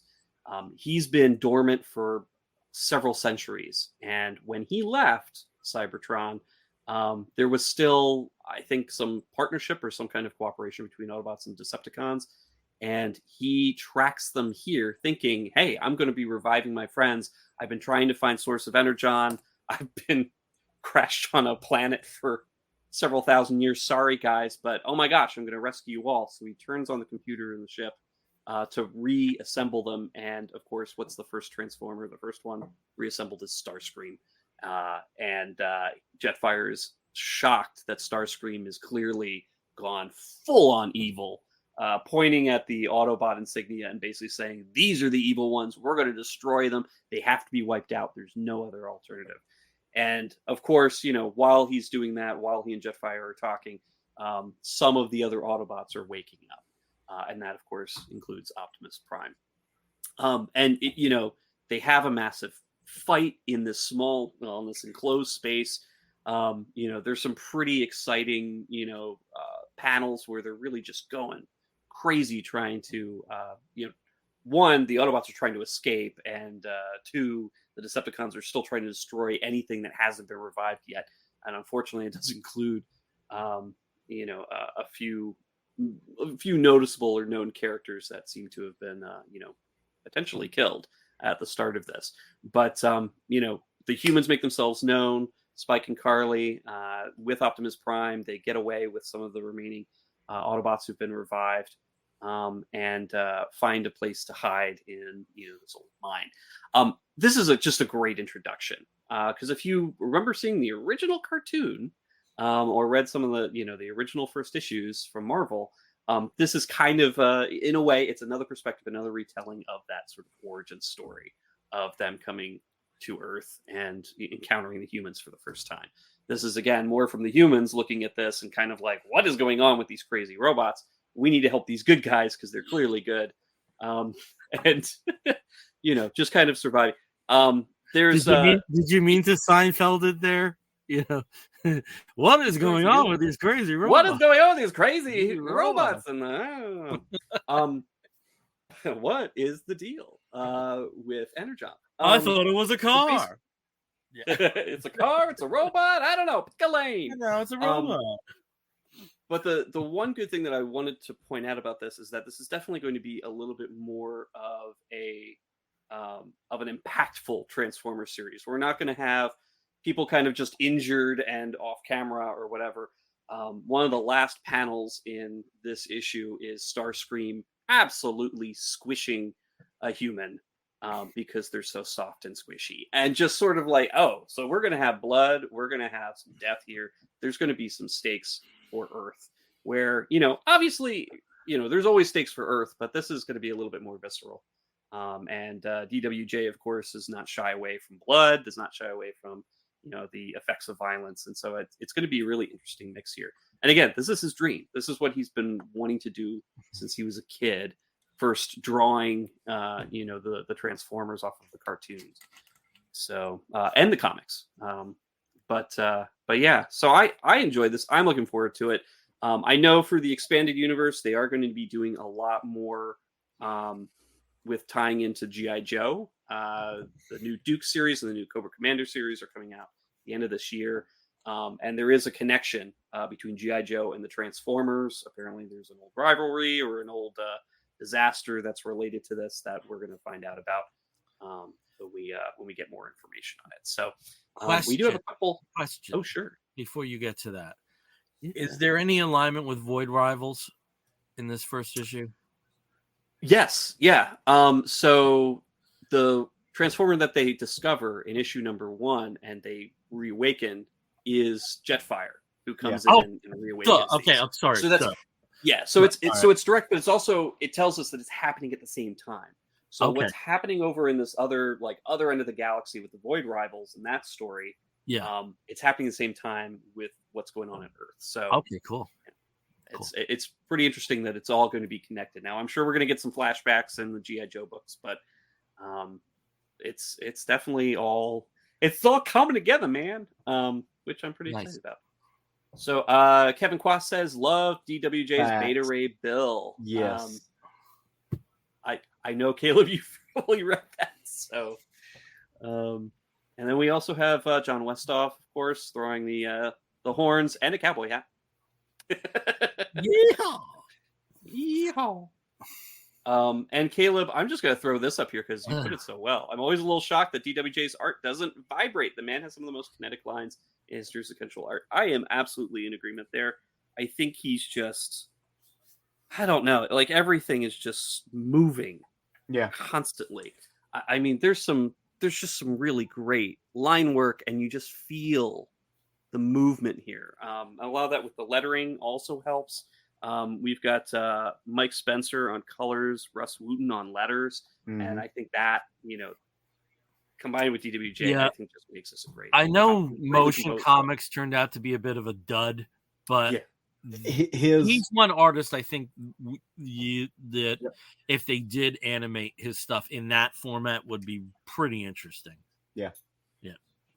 Well, if you watch a lot of like the most recent animated films that have taken off, specifically like Spider-Man films, and he was not involved in any of those, but it's very reminiscent of his style. Like, if you watch the new Spider-Man films, they have that very, the straight lines aren't straight lines. Like, it's almost like somebody took a pencil and drew horizontal, sketchy lines all like in a vertical pattern to make a line. Like, very much in that same. I mean, it's stylistically different, right? So, I mean, it's not the same by any means, but it's all in this kind of weird kinetic family of animation meets still art that just works out really well. And it does not hurt that he is one of the most meek / humble / personable, fun, like laugh-inducing people that I've ever been around. And so if you've ever been around DWJ, be it at a con or at a dinner or something else, you will just like your stomach will hurt the next day because you're laughing, and because he's genuinely that good of a person, and so you're rooting for him anyway. And the fact that he is a visual genius and just a savant on the page, and really does this great job about like bottling and distilling this nostalgia that pushes comics, or at least mainstream comics today, and presenting it in a way that just works. That's cool. And I'm not reading this book because I personally don't, like, me and the Transformers don't have a history. I don't care. But I pick up almost everything he does, and I will live vicariously just by appreciating this like shared universe that he's created. I mean, I've got a Murder Falcon page on my wall. I mean, like I love this dude. Like he is phenomenal on in every account, and I just appreciate the fact that he's doing what he's doing. I love him. I love him. He is great. I love him. I love it. I love it. All right. We're going to talk about a character that we know Caleb loves. And again, as I said, is no stranger to Big Two comics, but now it's in a different sort of motif. So tell us about your book. Yeah. So my book, I'm cheating a little bit. I'm going to give you a brief overview of a couple of books. I am going to talk about the new Conan story, Conan the Barbarian. I thought there was only one issue out. Oh no! There's a couple. Okay, I got confused because there were exclusive versions of #1 at New York Comic Con, so that's where I got confused. I thought it just came out. Okay, you just go ahead. I'm wrong. Apparently, that was during my my walk in the jungle. You just turn your little self around and go back and get those for me. Get gone and get them for me. No, it's too late. It's too late, baby. So. It's no secret. Like I love Conan the Barbarian, right? Like this is one of my favorite properties in all of history. I absolutely adore it. And Bill's 100% right. Like Conan got its quasi comic book start at Marvel, right? I mean, that's where it kind of, and it's been tossed around to all different. That was kind the of first places. time it was ever in comic book That form. okay, that was the first. Yeah. Well, so I wasn't sure because I thought that there were some like some illustrated Robert Howard books before, like they were comics, quote unquote. But I wasn't sure about that. Or I not. think there was I just think there were some editions of the Howard books that had illustrations. I didn't think there was anything. That may have been what it is, but yeah, Marvel was the first place to put I'll out. also tell you, I'm not an authority in this. You But should I be. do know that the first time that Conan appeared in comics was Conan the Barbarian #1. Yeah, I was gonna say it was either well, I couldn't remember if it was Money Conan the Barbarian or Savage Sword. But they No, both kind of it was Conan the debuted. Barbarian. Savage Okay. Sword wasn't until 74. Gotcha. Look I'm at a you. Bronze Age kid, baby. I know this stuff. Right. We're gonna have to put the kids to bed, Bill. No, so, but yeah, no, it's wonderful. And it recently was at the House of Ideas. Jason Aaron did his run. They had a couple other runs, but now it's moved on. Like the license got pulled, and it ended up landing at a spot that I was not quite sure about. Like it was Titan Comics, right? Titan Comics, famous they produced the Doctor Who comics. Other than that, I couldn't tell you what they do. A lot of licensed stuff like Robotech. They did the Robotech, British imprint. Okay. Which is why the Doctor Who was. A lot of former Rebellion people launched it. Oh, okay. Yeah, that makes sense. Yeah, I wasn't super sold on it though. Like I felt nervous because I do have this deep love for the character and I love the comics, and so I was like, okay, I don't know this imprint. Where is it going? Like, just send it back to Dark Horse, right? Like, at least they know what they're doing, kind of with it. But I was hesitant, right? And I was, as a lifelong Cowboys fan, I'm used to like having high hopes but expecting the worst. That's just kind of what I'm good at. It's a lifetime of conditioning. It will do that for you. So I was expecting this to not be great, and I was super pleasantly surprised, right? But there's another reason I was expecting it not to be great, and that is because, and actually generally like this writer, right? But it is written by Jim Zub. I actually really like Jim Zub. I always like Jim Zub. Yeah, I think he's one of those writers like Scott Beatty that is so underrated. And I would also put Frank Thierry in that bracket. I 100% agree with you. Underrated writer. I say that, but my hesitation stems from this. The worst Conan story I have ever read was a Jim Zub story. I had something really pithy to say, but I couldn't do it. Yeah, no. Yeah, I appreciate that. Right? The worst Conan story you ever read of the 4 Conan stories. No, there's so much more to that. Don't do that to me, right? But no, in fact, it was while it was at Marvel in its most recent kind of run, his Conan story was not great. So I'm already kind of leery, right? Like Titan, Jim Zub writing another Conan story, oh yeah, but pleasantly surprised, and I think I was pleasantly surprised because what we get is a really classic Conan story, right? We get a story that's very much like within the brackets of this Robert E. Howard thing. And I also think that maybe Jim Zub paid attention to what was happening at Ablaze Comics, which also printed a bunch of Conan stories. They basically took the original Robert E. Howard scripts and they had somebody make them into comic scripts and they recreated them like the traditional stories. Some of the best Conan stories ever, because it truly is distilled Robert E. Howard, right? And so Jim Zub paid attention to that, and what he gave us is a new version of a very classic barbarian story, right? And I'm not going to go through 3 full issues, but it should suffice to say that this takes place during the time before Conan was a king. He was still basically a pirate and a murderer and a scoundrel and a thief, and he had signed up with a group of mercenaries. In other words, a barbarian, a hero, right? Exactly what you want. A murderer and a thief is my role model. My wedding got blessed by Crom in real life because of this shit. I love it. But he's working for these mercenaries, right? And the mercenaries that he's working for aren't great. They've made poor decisions. He's a little pissed off, so he throws a fit in a bar, and because the dude's bad decisions got some people he knew killed, right? And he's done with that, so he's going to go live his own life. All of that is interrupted by an eclipse effect. Like outside, it gets dark in the middle of the daytime. That's not supposed to happen, at least most of the time. And a woman rides in on a horse, and unfortunately, she is like, it was a white horse and hell followed with her, right? And so what this is this is sort of a quasi zombie apocalyptic moment in Conan's life where a wizard, obviously, right? Some type of supernatural force has reanimated these corpses, and they are laying waste. And she is a Pict, right? And so, but these are members of her former tribe, and so she's actually fought, like, leading ahead of them to warn everybody. And Conan's going to do battle, right? He's not going to lay down a sword. But once he realizes everything is back, he's like, look, I've had enough of this. There's nothing I can do. I need to go back to Samaria. I'm this close. I'm just going to go back to Samaria. My tribesmen will take care of this. We'll do everything. And she's like, Conan, you don't understand. This is just one small branch of this flood that's happening, right? And they're already in Samaria. Your tribesmen, these people that you stemmed from and that you've gone back to and you've done battle with, your brothers are all dead.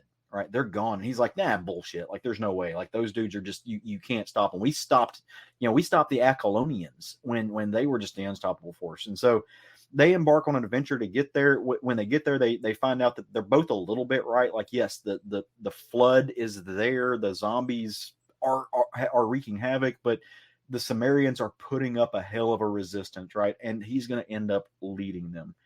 If you are a Conan fan, right, this is up your alley. I promise, you that. Like, the art is very reminiscent, and I should say, I'll shout out to the entire creative team, but just specifically, De La Torre, who does the art, and Villarubia does the colors. Like, this entire team that teamed up with Jim Zub to produce this just did a phenomenal job. And the artwork has this kind of like Bronze Age mixed with kids' Bible feel. I don't know how else to put it.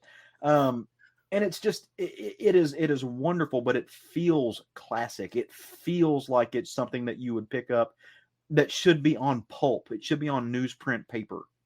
But it's not. It's on like a modern stock. But some of these do invoke Mahmoud Israr, right? Who did draw some of my favorite Conan of the modern Marvel era. Go check this book out. This entire series.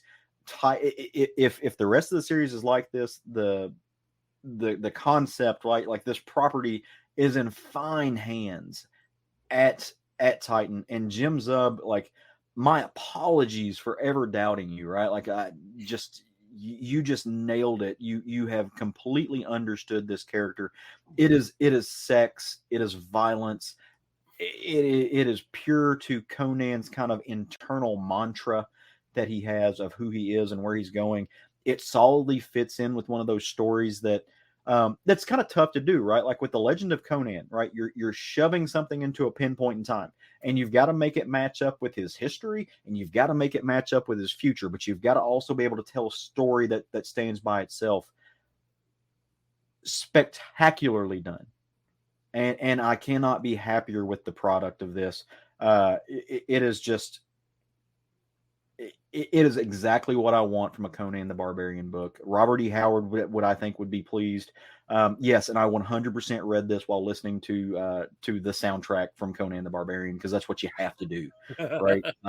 So go check this out if you're a fan. Even if you're not a fan, and you just want, like, if you discovered D&D last weekend with your friends, and you want a sword and sorcery book, this has it, right? This has blood, it has guts, it has a few boobs. It's exactly what you want out of this book. And there's hacking and slashing and zombies.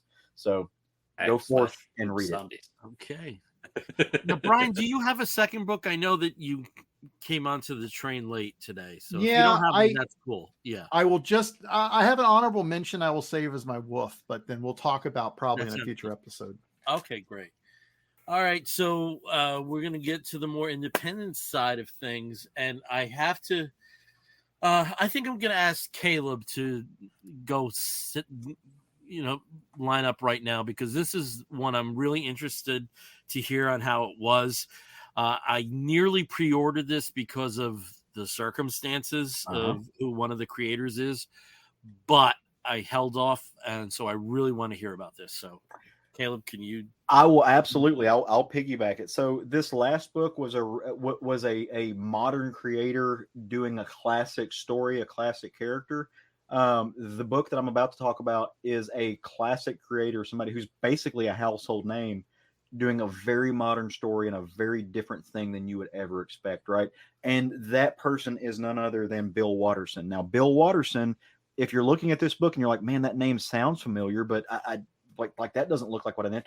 Bill Watterson created Calvin and Hobbes, right? Like this incredibly classic story about a boy and his imaginary friend, his tiger, that is full of whimsy and wonder and a lot of tragedy if you can read between the lines, but there's a lot there to it, right? And it's this surface level story, Calvin and Hobbes is that when you read deeper, you realize there's so much more to it. Same framework, right? Totally different take. Him and this artist named John Kascht got together, and I think I'm pronouncing that right. I don't know if I am or not, so forgive me if I'm not.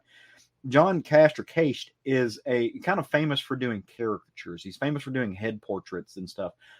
Famous cartoonist, but has done some really, really cool stuff, and his museum quality work is known throughout the world.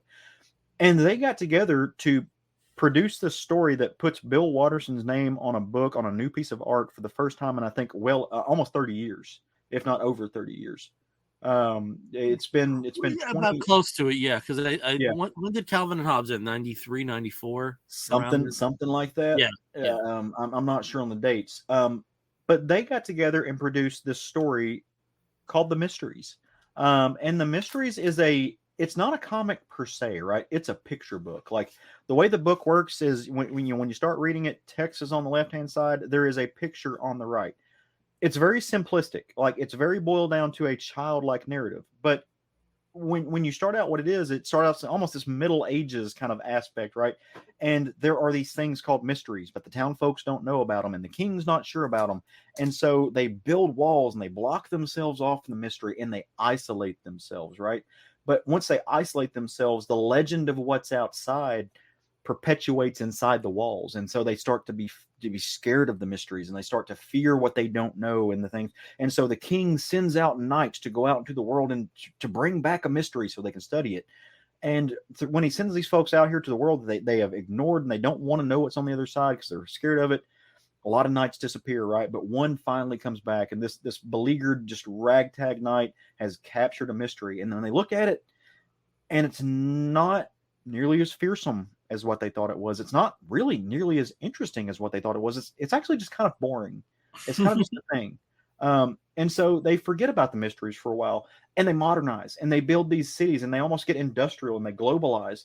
And once they globalize, they start realizing that, hey, like the planet's doing weird things and the nature is shifting and it's not acting right. And there's things falling from the sky and the planet's erupting and they don't know what to do about it. And time goes on and the world kind of decays and the mysteries are pleased. And that's kind of the arc of the story, right? So it starts with the mysteries and it ends with the mysteries. And the world revolves around the mysteries and it builds itself up. And there's a xenophobic era. And there is this kind of idea of isolationism that melds into globalism, which melds into the dangers and the damage that industrialization can do to the world. And all of this is told into a picture book that a first through fourth grader can read and appreciate, right? And they may not dig into the nuances of it, but it's there. It's almost just like this notion of Calvin and Hobbes, where you have this beautiful friendship, this story, this imaginary character, and these boyhood adventures and stuff. But when you read between the lines, you realize that there is emotional damage there, right? There is a brokenness there, and there is a fear of the world, and there's trauma in that is healing itself, right? It's this multi-layered, multifaceted aspect of it that is brilliantly juxtaposed with the internal and interior art, which is this weird medley, this mashup of photography, of traditional charcoal arts, of claymation, which gets dropped into these images that I have a hard time. If I can show you this, Steve, if you'll switch over to full screen, just for a second. Yeah, like you can see that, like that's a still image. It very much evokes claymation. This wasn't made. This is not a still from a claymation show, right?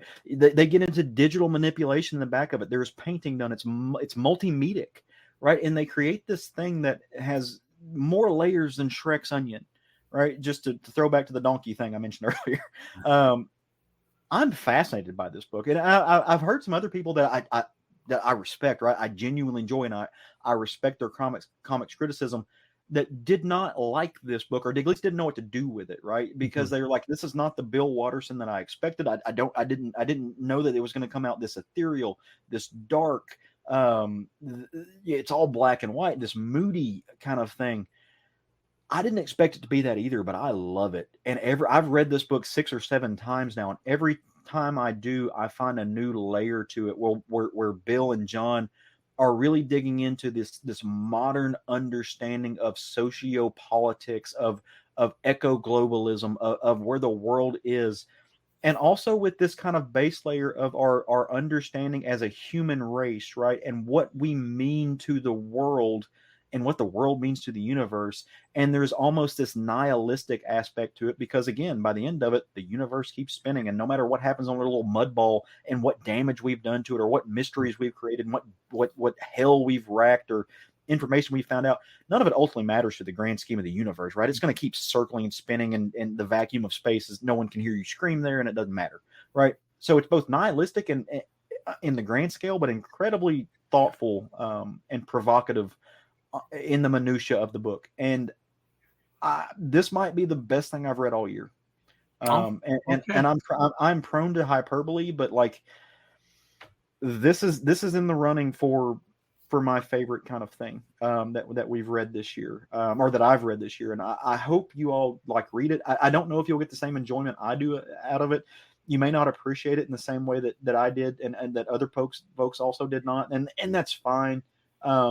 To me, it is very reminiscent of The Boy, the Mole, the Fox, and the Horse that came out a few years ago, which was this kind of picture thing that won a lot of awards, because it's simplistic, and the most complex things don't have to be delivered complexly. Human emotion can get dropped in a very way that's digestible by the most elementary of readers. Quick question I have for you is this a one-off? Is this a complete story? Okay. Yeah. It is. It is. That was also some speculation whether this was a series, or how that was. No, so this is produced if you're watching this, if you're not, this is produced in a little, it's almost an 8x8 square hardcover book. It is cloth bound. It's very well produced. It's incredible. But I mean, from the very end of the page, like the last page in the book just says, "And the mysteries lived happily ever after."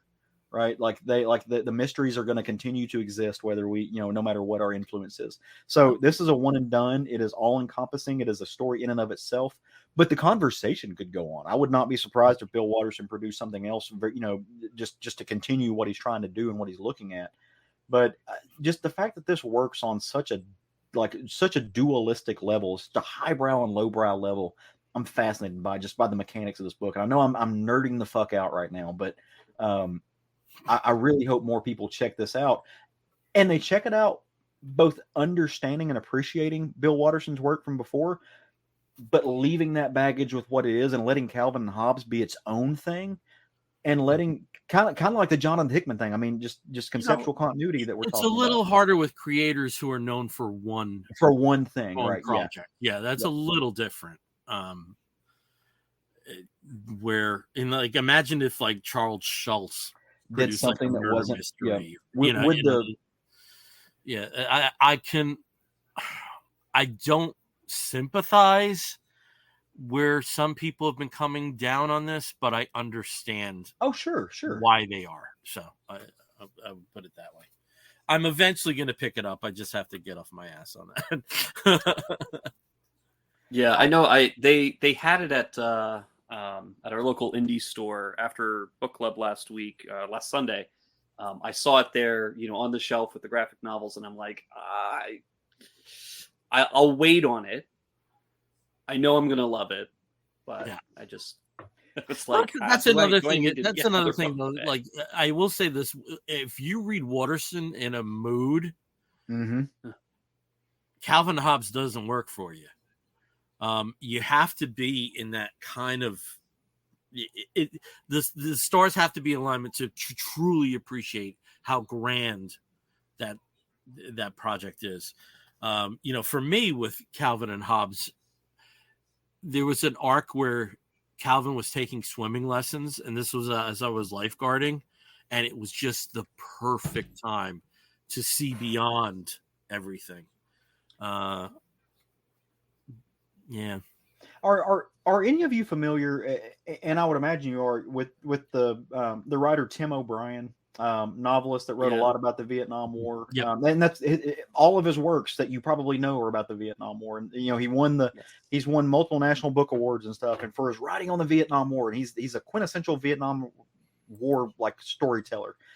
He tried to write a book that was not about the Vietnam War one time. I think it was a love story. I need to go back, either that or it was a mystery. I forget which one it was. Reviewers hated it. It was the worst thing he'd ever done. Right? If you ever read that book, and again, take his name off of it, read the book. It's fabulous. It's phenomenal. It is a well-crafted, well-written book. But literary culture in and of itself would not let Tim O'Brien write a book that was not about the Vietnam War. I had to look up the name. It's Tomcat and Love. It's the book. Yeah. Yeah. That's kind of what I get from this. It's like this is the same, like Bill Watterson and maybe even Jonathan Hickman, like with the high concept stuff. If they try to do something different than what they are known for doing, will the culture let them do that? That's a good question. I can't answer that.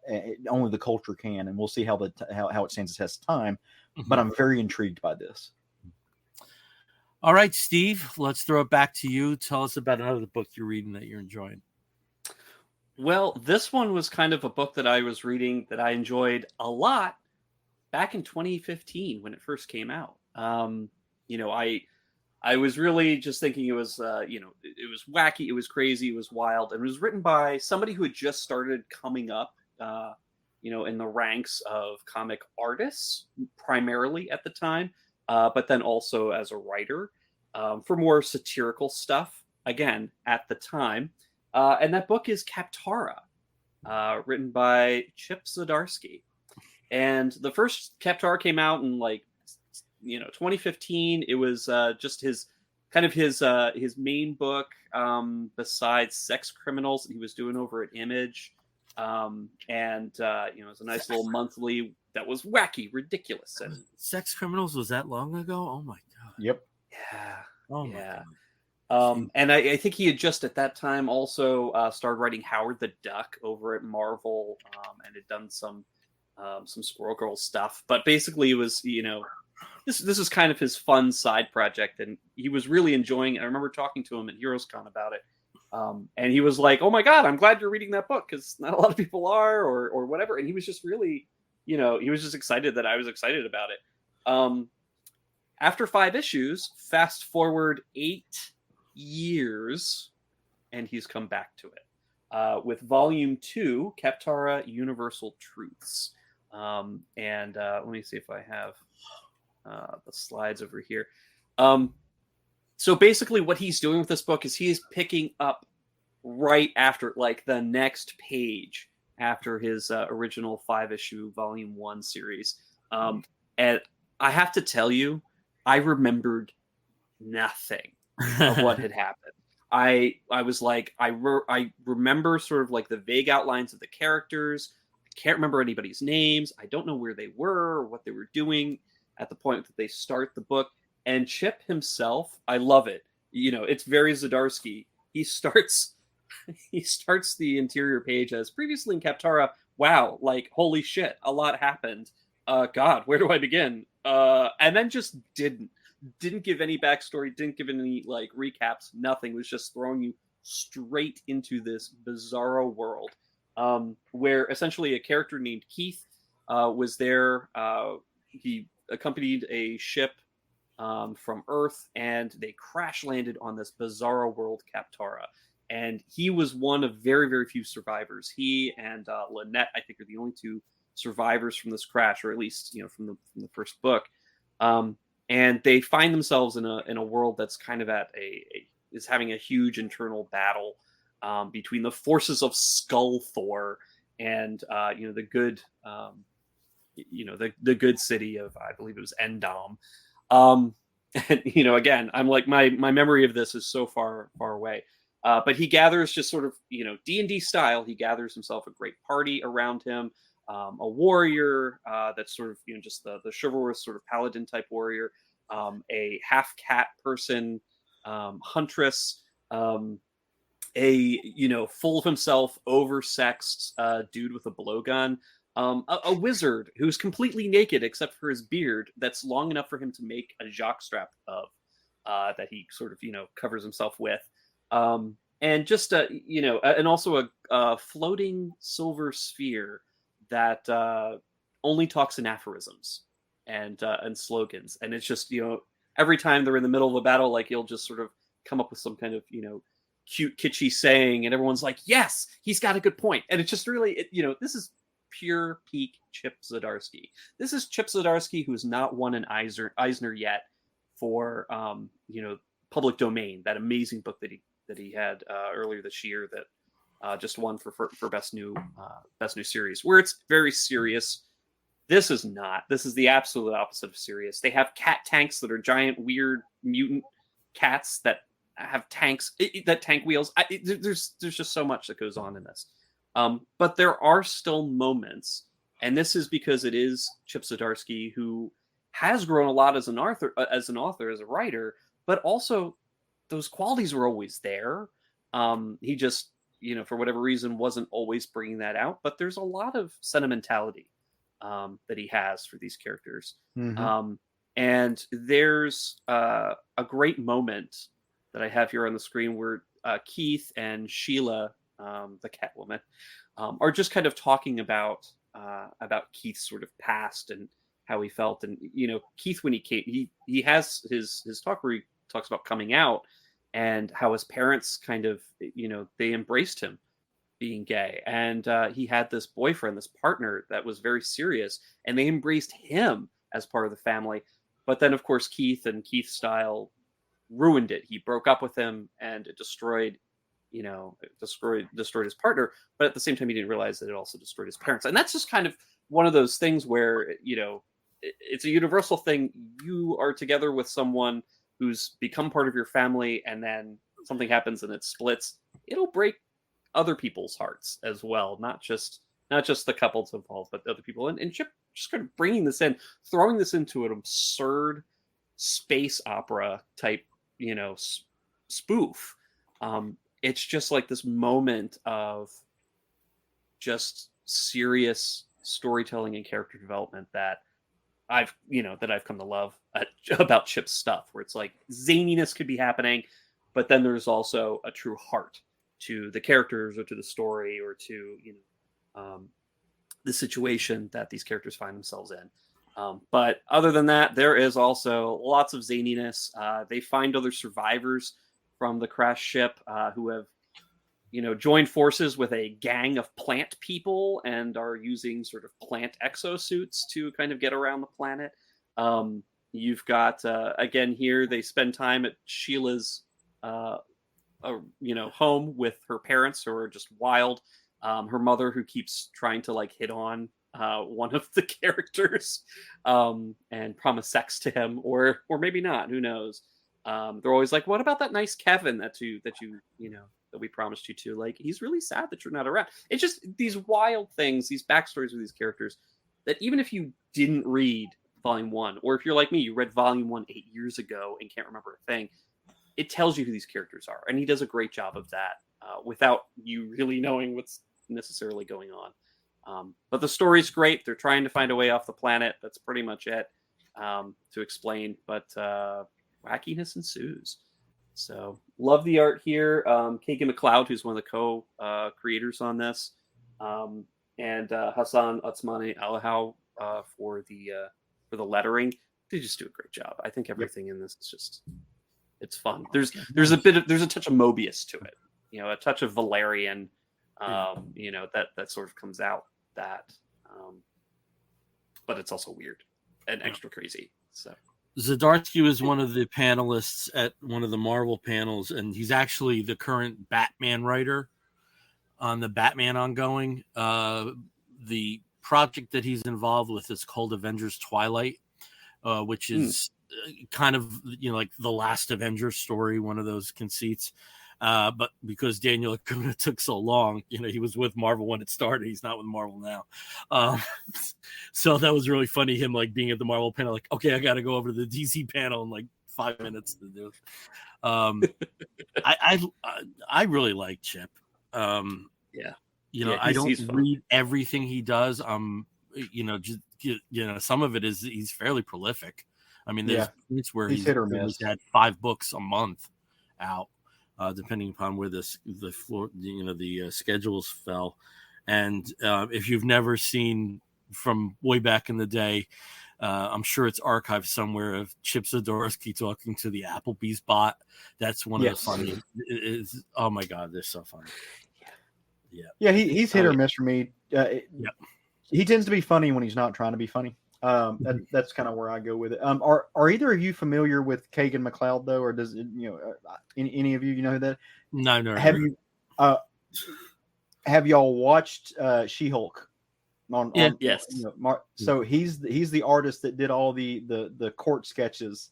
Of Okay. She-Hulk for that. I'm a huge fan of Kagan. Does a lot of hip hop stuff. I'm a huge fan of Kagan McLeod. So I didn't even know Kagan had done this, and so this just kind of made my night. Very much an artist that can do a number of styles, because this is way different from those kind of courtroom sketches that McLeod did. And so, yeah, super makes me happy to see that. Okay, we got one more book to talk about, and it's mine. And boy, we got to wrap this up soon. We've been talking for a long time. 2 hours. And we still have Geek Gets and our Woofs of the Week, and we're going to get to them. So I might accelerate my book, but I do want to talk about it. And it's Beneath the Trees Where Nobody Sees, #1. Steve, I think you have a graphic that you can put up there. This book was a total mystery to me. It was in the IDW gift bag at one of the panels. And I even asked these guys, like, have you ever heard of this? And nobody did. As you can see from the art there, it's a little twisted, but it's very much in that like stuff of legend kind of, artwork. And let me tell you what the story is. The individual you see here is Samantha, and she is a bear, an anthropomorphic bear. I never say that right. And she lives in a town called Woodbrook. And Woodbrook is like, it's like small town America. And, like an elevator pitch way to talk about this is Arthur meets Dexter. Arthur, the old cartoon with with like anthropomorphic animals that, like effectively live like a human-like life. So, Thanks, yeah, so if you go to Woodbrook, it's like your small town. There's there's a bartender who's a rhino. There's an old goat who's kind of losing his marbles. There's a one of the town elders is a turtle who's really proud of the float that's going to happen. That's going to be in the next parade. So it's almost like quintessential small town America. And Samantha has a secret. Now, I'm going to tell you this. If you don't want it spoiled, I'm not going to spoil this because I thought it was vital that you didn't have that element spoiled for you. Don't read the solicit because it gives too much away, and especially do not read IGN's coverage of this book. So, I just want to preface that because a lot of the important information about this book when you read it is already out there. So suffice it to say, Samantha has a bit of a secret, and it's a secret that she engages in when she's in the city. She never does this activity in town. Yeah, this is a graphic there. So you see a little bit more of Woodbrook there. The small houses, you see the elephant that's there, and everybody's saying hi to Samantha, and everybody knows everybody. Steve, can you go to the next graphic, please? And Samantha, as you can see there, she decides she's going to go to the city to do this thing that as she expresses it, it's something she needs to do. We flash forward then to her returning to the woods outside Woodbrook. And with the secret that she has, the only other creatures that know about it are farmland creatures. And though she's a bear, there's also a bear that looks like a bear. There's also foxes that are clearly foxes. So that's where the title comes from, Beneath the Trees Where Nobody Sees, because those creatures know something about what's going on. So she returns to Woodbrook, and there's something wrong about the parade. There's a very strange vibe when this parade starts. And the turtle, who's so excited about his float, the float is not working right. And then they see the elderly goat has been murdered. So there's a serial killer in Woodbrook, which is going to affect a lot of things for Samantha. The artist and writer is this gentleman, Patrick Horvath. You know, as you can see, it's a very stylized work there. Very few comic book credits. He's mostly a filmmaker and has been so for quite some time, mostly in horror films, which, you know, this is a rated R book. You know, you're not seeing it in the panels that I'm presented, but definitely a rated R book. And you do get previews of what's going to happen. The cover of the second issue is jarring because, as I said, this is a universe where the anthropomorphic animals exist and real animals exist, and you see a pig person looking inside a bakery with the pig heads in it. It's a jarring image. So I'm really interested to see where that element of this story goes. I knew nothing about this, and it came out, you know, this week. It came out yesterday, and I am fascinated about where this goes. Caleb, you know, our friend Dap, was in the same boat. You just really want to get to the second issue because you just don't know. But as I said, if you don't want things spoiled, don't look at the coverage that I mentioned, because when I got to page 9, my mouth dropped. I was not anticipating that. So I hope if you have some interest after my descriptions of this, I hope you heed that particular advice. But there's no other book on the stands that's quite like this right now. And yeah, I've got to get this in my hands. And it's I'm now a mark for issues 2 through 6. So that's Beneath the Trees Where Nobody Sees from IDW. And also, like, I have to say, like, I know Riley Rossimo is, you know, not everybody's taste, and my appeal is gone. I mean, like, I'm tired of his work. He does an alternative cover that's not in his usual style, and oh my God, look at that. I mean, is that beautiful? So you might want the variant cover on this. Well, it kind of looks like a storybook cover. There's that style of like 1800s storybook or like early English, and yet it's modern day. The story is, you know, effectively modern day. But you know, this time last week I knew nothing about this, and now I'm in for at least 5 more issues. So, nice. Yeah, Beneath the Trees Where Nobody Sees. All right. They hide and seek as much as they please, because that's the way. So let's go to our Geek Gets. I know we have stuff from some of the trips we had. I'll go first. Let me go first because I'll deliberately go quick. I got plenty of stuff at New York Comic Con. If you're a friend of mine on Facebook or even on Instagram, I posted pictures. I'm not going to go through the plethora of stuff I got. But I did mention that at the Marvel panels, they do give away exclusive variants. So I went to 4 of the 5. I got the variant for Avengers 5, this beautiful cover with Scarlet Witch, and there was a person behind me who was not interested in her copy and handed off to mine. So our boy Caleb has this coming to him at some point. What? Yes. I look out for you, boo. Oh my God, I love you. Yeah, no, there's a copy for you. It's right over there. I didn't know that. You are the best. Yes, I am. So and, also have there's an upcoming crossover series in Marvel where it's effectively the Avengers versus vampires. Mm-hmm. And so this is a preview of it as the Avengers #6 cover. And it's actually launched right now. The Spider-Man Gang War. There's a sketch cover on that of one of the recent Spider-Man issues. In terms of stuff that you're all getting, I did stop by the Pantheon Books panel, and they had buttons of My Brother's Husband by Gengora Tagame. So you each have a button, one of the couple and one stating we are family. And those are coming to all of you. And then just, like I said, I got a lot of stuff, but I got toys that are almost 80 years old. This was not something I was expecting to pick up, but they were prices I could not pass up.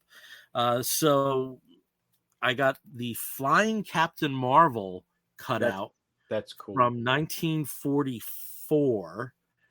And if that wasn't enough, I got the whole Marvel family from 1945.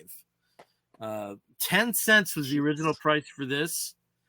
25 cents for this. Rob was upset with me because your greasy fingers are on it. And it's almost 80 years old. And I'm not going to take it out and show it too much. But that was very unexpected. Very nice dealer. And, it was one of those things where I saw it, left, went back, and I said, I got to get this. So those were my geek gets.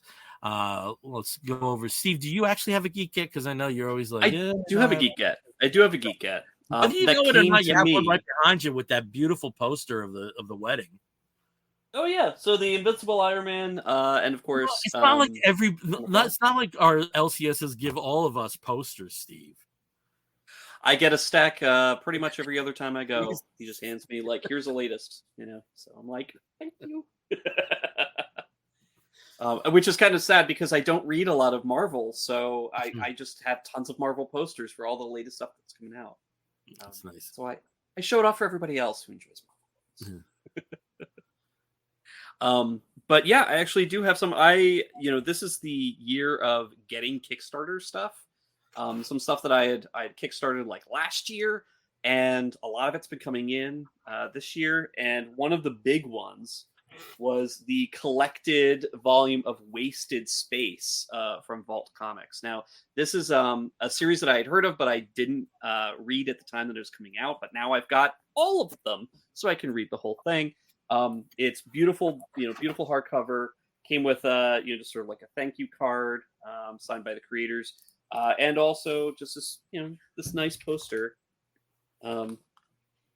that I thought was very cool. Nice. So, just a lot of great stuff. And this is 750 pages, I believe, altogether.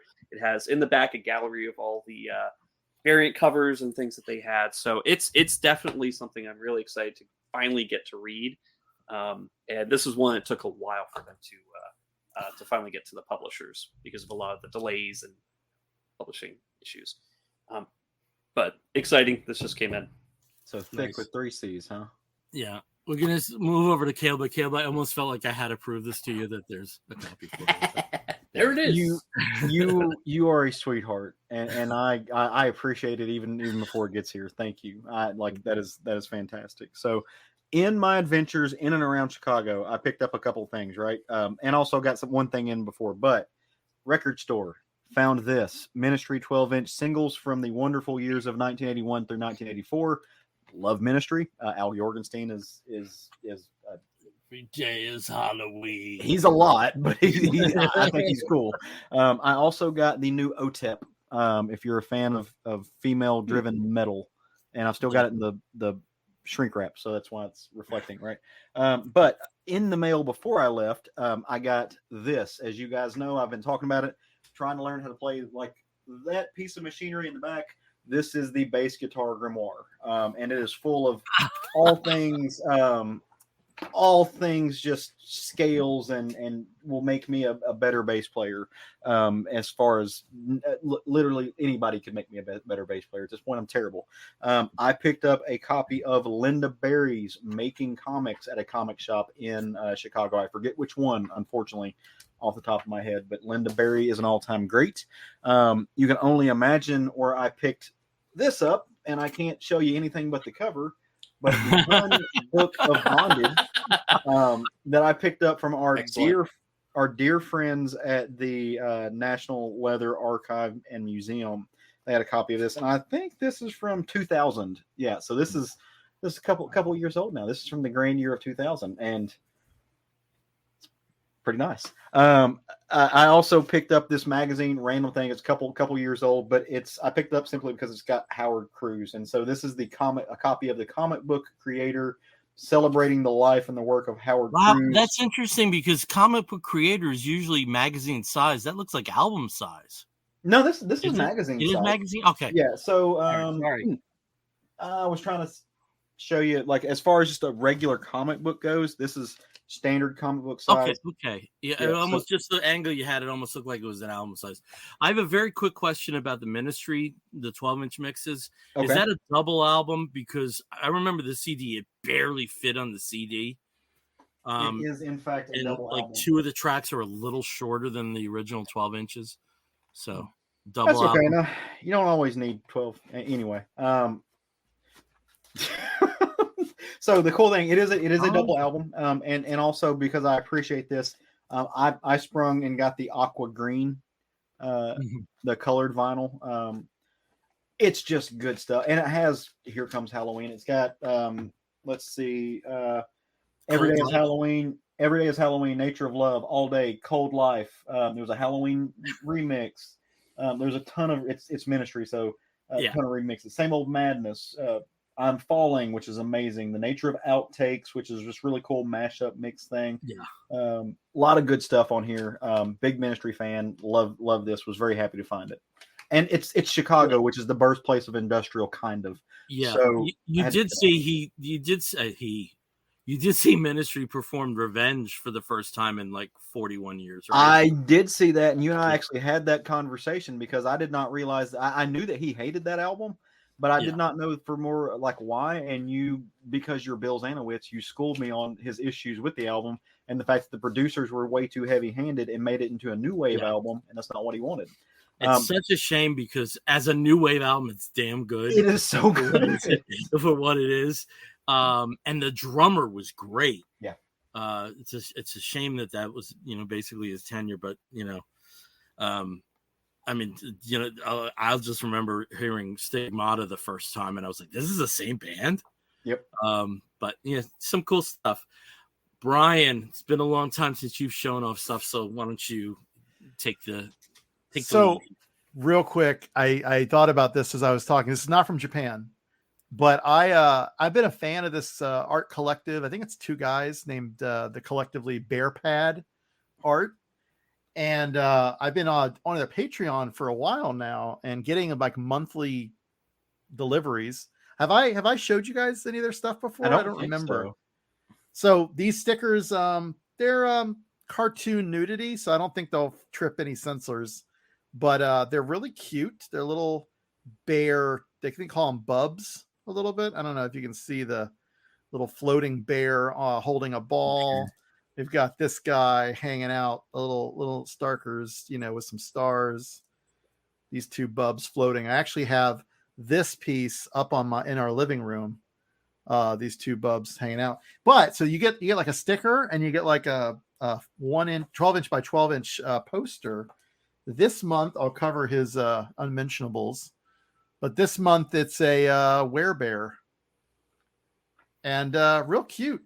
These guys are out of the West Coast. I forgot if they're LA based. I think they're LA based, but they get around a lot of the, different bear events out west. So Bear Pad Art, and they have a Patreon. You can do, I think it's $15 a month, and you can get all these goodies once a month.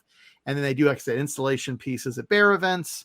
They're actually selling some of their wood installation pieces, and they're beautiful. Like, if you like that sort of comic stylized, like, naked bear looking thing, they're really reasonably priced for physical media. But yeah, if you ever have a chance, check them out. I'd love to interview them at some point. I don't know. We'll have to see if we can reach out and see if they want to talk. But Bear Pad Art, check them out and see what you think. Nice. Okay, let's wrap this show up. Again, when we wrap an episode of the Comic Book Bears up, we do so with a segment we call the Woofs of the Week segment. In the bear community, if you find a fellow attractive, you woof at him. We do something very similar here, where we woof at something which may be a comic book, but it may also be a film or a TV program or a charitable initiative, anything under the sun that we think you, fair listener, viewer, may be interested in sampling. That's the quickest I've ever done that because it's 11:25, and I want to get this done in 5 minutes. I'll start as I always do with Steve, and please keep this brief. What is your wolf of the week?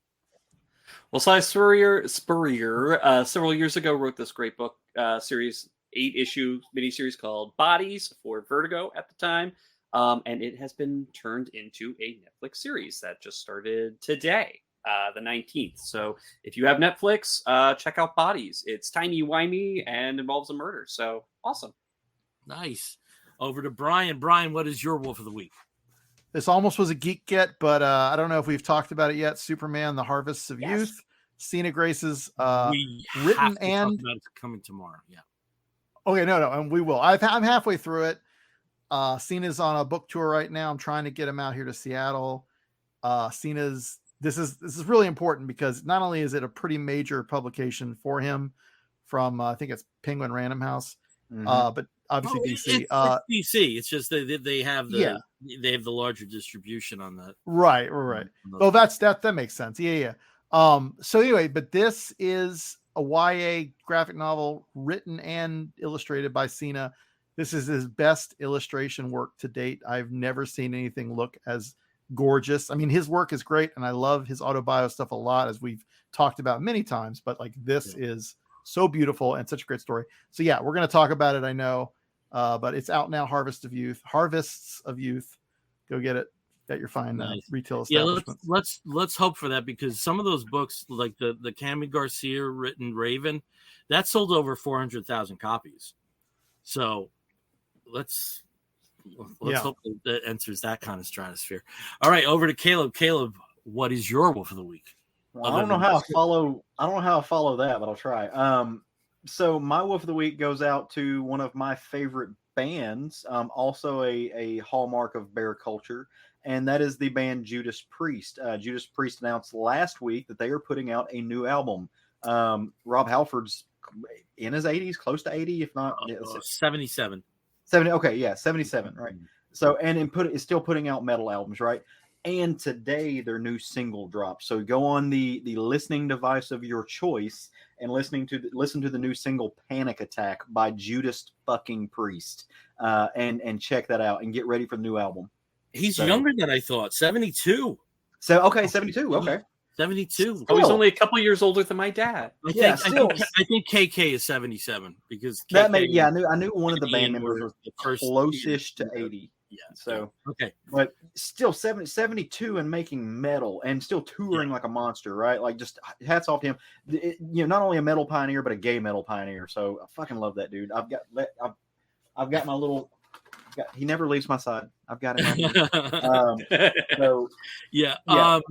With that, the song's awesome, but I've listened to it so many times. It also killed me. That's one thing about this post-reunion Judas Priest. There's some really strong stuff there. So good. Yeah, there's some really strong stuff there. I mean, especially Nostradamus. I mean, especially oh my god, Firepower as an album was just hard. It's great. But it killed me that I did not see their tour last year. Killed me that the dates didn't work, because I see them every time, and I'm sure they're going to be touring. All right, so for my wolf of the week, I don't know if we're going to get together before Halloween. Spooky Halloween is its own other podcasts. But Halloween, and I know I have plenty of friends that are watching Halloween movies every day. There's one of them. My friend Patrick Kellogg's another, and I think Germ is. So there's a bunch of people that are logging them and telling presenting them in their posts. I don't have the bandwidth to do that right now, but I really needed to decompress because I'm working like a dog. These next not until like November 1st. I'm just gonna be working like crazy, and I really needed to decompress 2 nights ago, and the best way to decompress at this time of year is the classic Halloween from 1978, directed by John Carpenter, with Jamie Lee Curtis in her breakout role and Donald Pleasance. And it's a perfectly edited film. It's a perfectly structured film. It's the birth, essentially, of the slasher pick, and just exactly what I needed. I hate to say like the slasher pick is what I needed to decompress, but it was. If you've never seen it, it's on various free sites like Tubi and Roku channel, so you have no excuse. One of the best horror movies ever made, and it needed to happen. All right, we did it. 11:30, we did it. All right, again, we are the Comic Book Bears podcast. You can find us on the Twitter, X, and the Tumblr. And for real now, again, the Instagram, thanks to our boy Caleb, as Comic Book Bears. You can find us on the Facebook as Comic Book Bears Podcast. If you want to download us, you can do so through Apple Podcasts and many of the other podcatching and pod hosting platforms. If you want to write to us, you can do so by sending an email to comicbookbears@gmail.com. Until next time, I'm Bill Zanowitz. I'm Brian Pittard. I'm Steve Morey. And I'm Caleb Alexander McKenzie. If you're listening to the audio version, you're going to hear a wolf and explosion. We'll be back real soon. Take care, everyone. Wolf.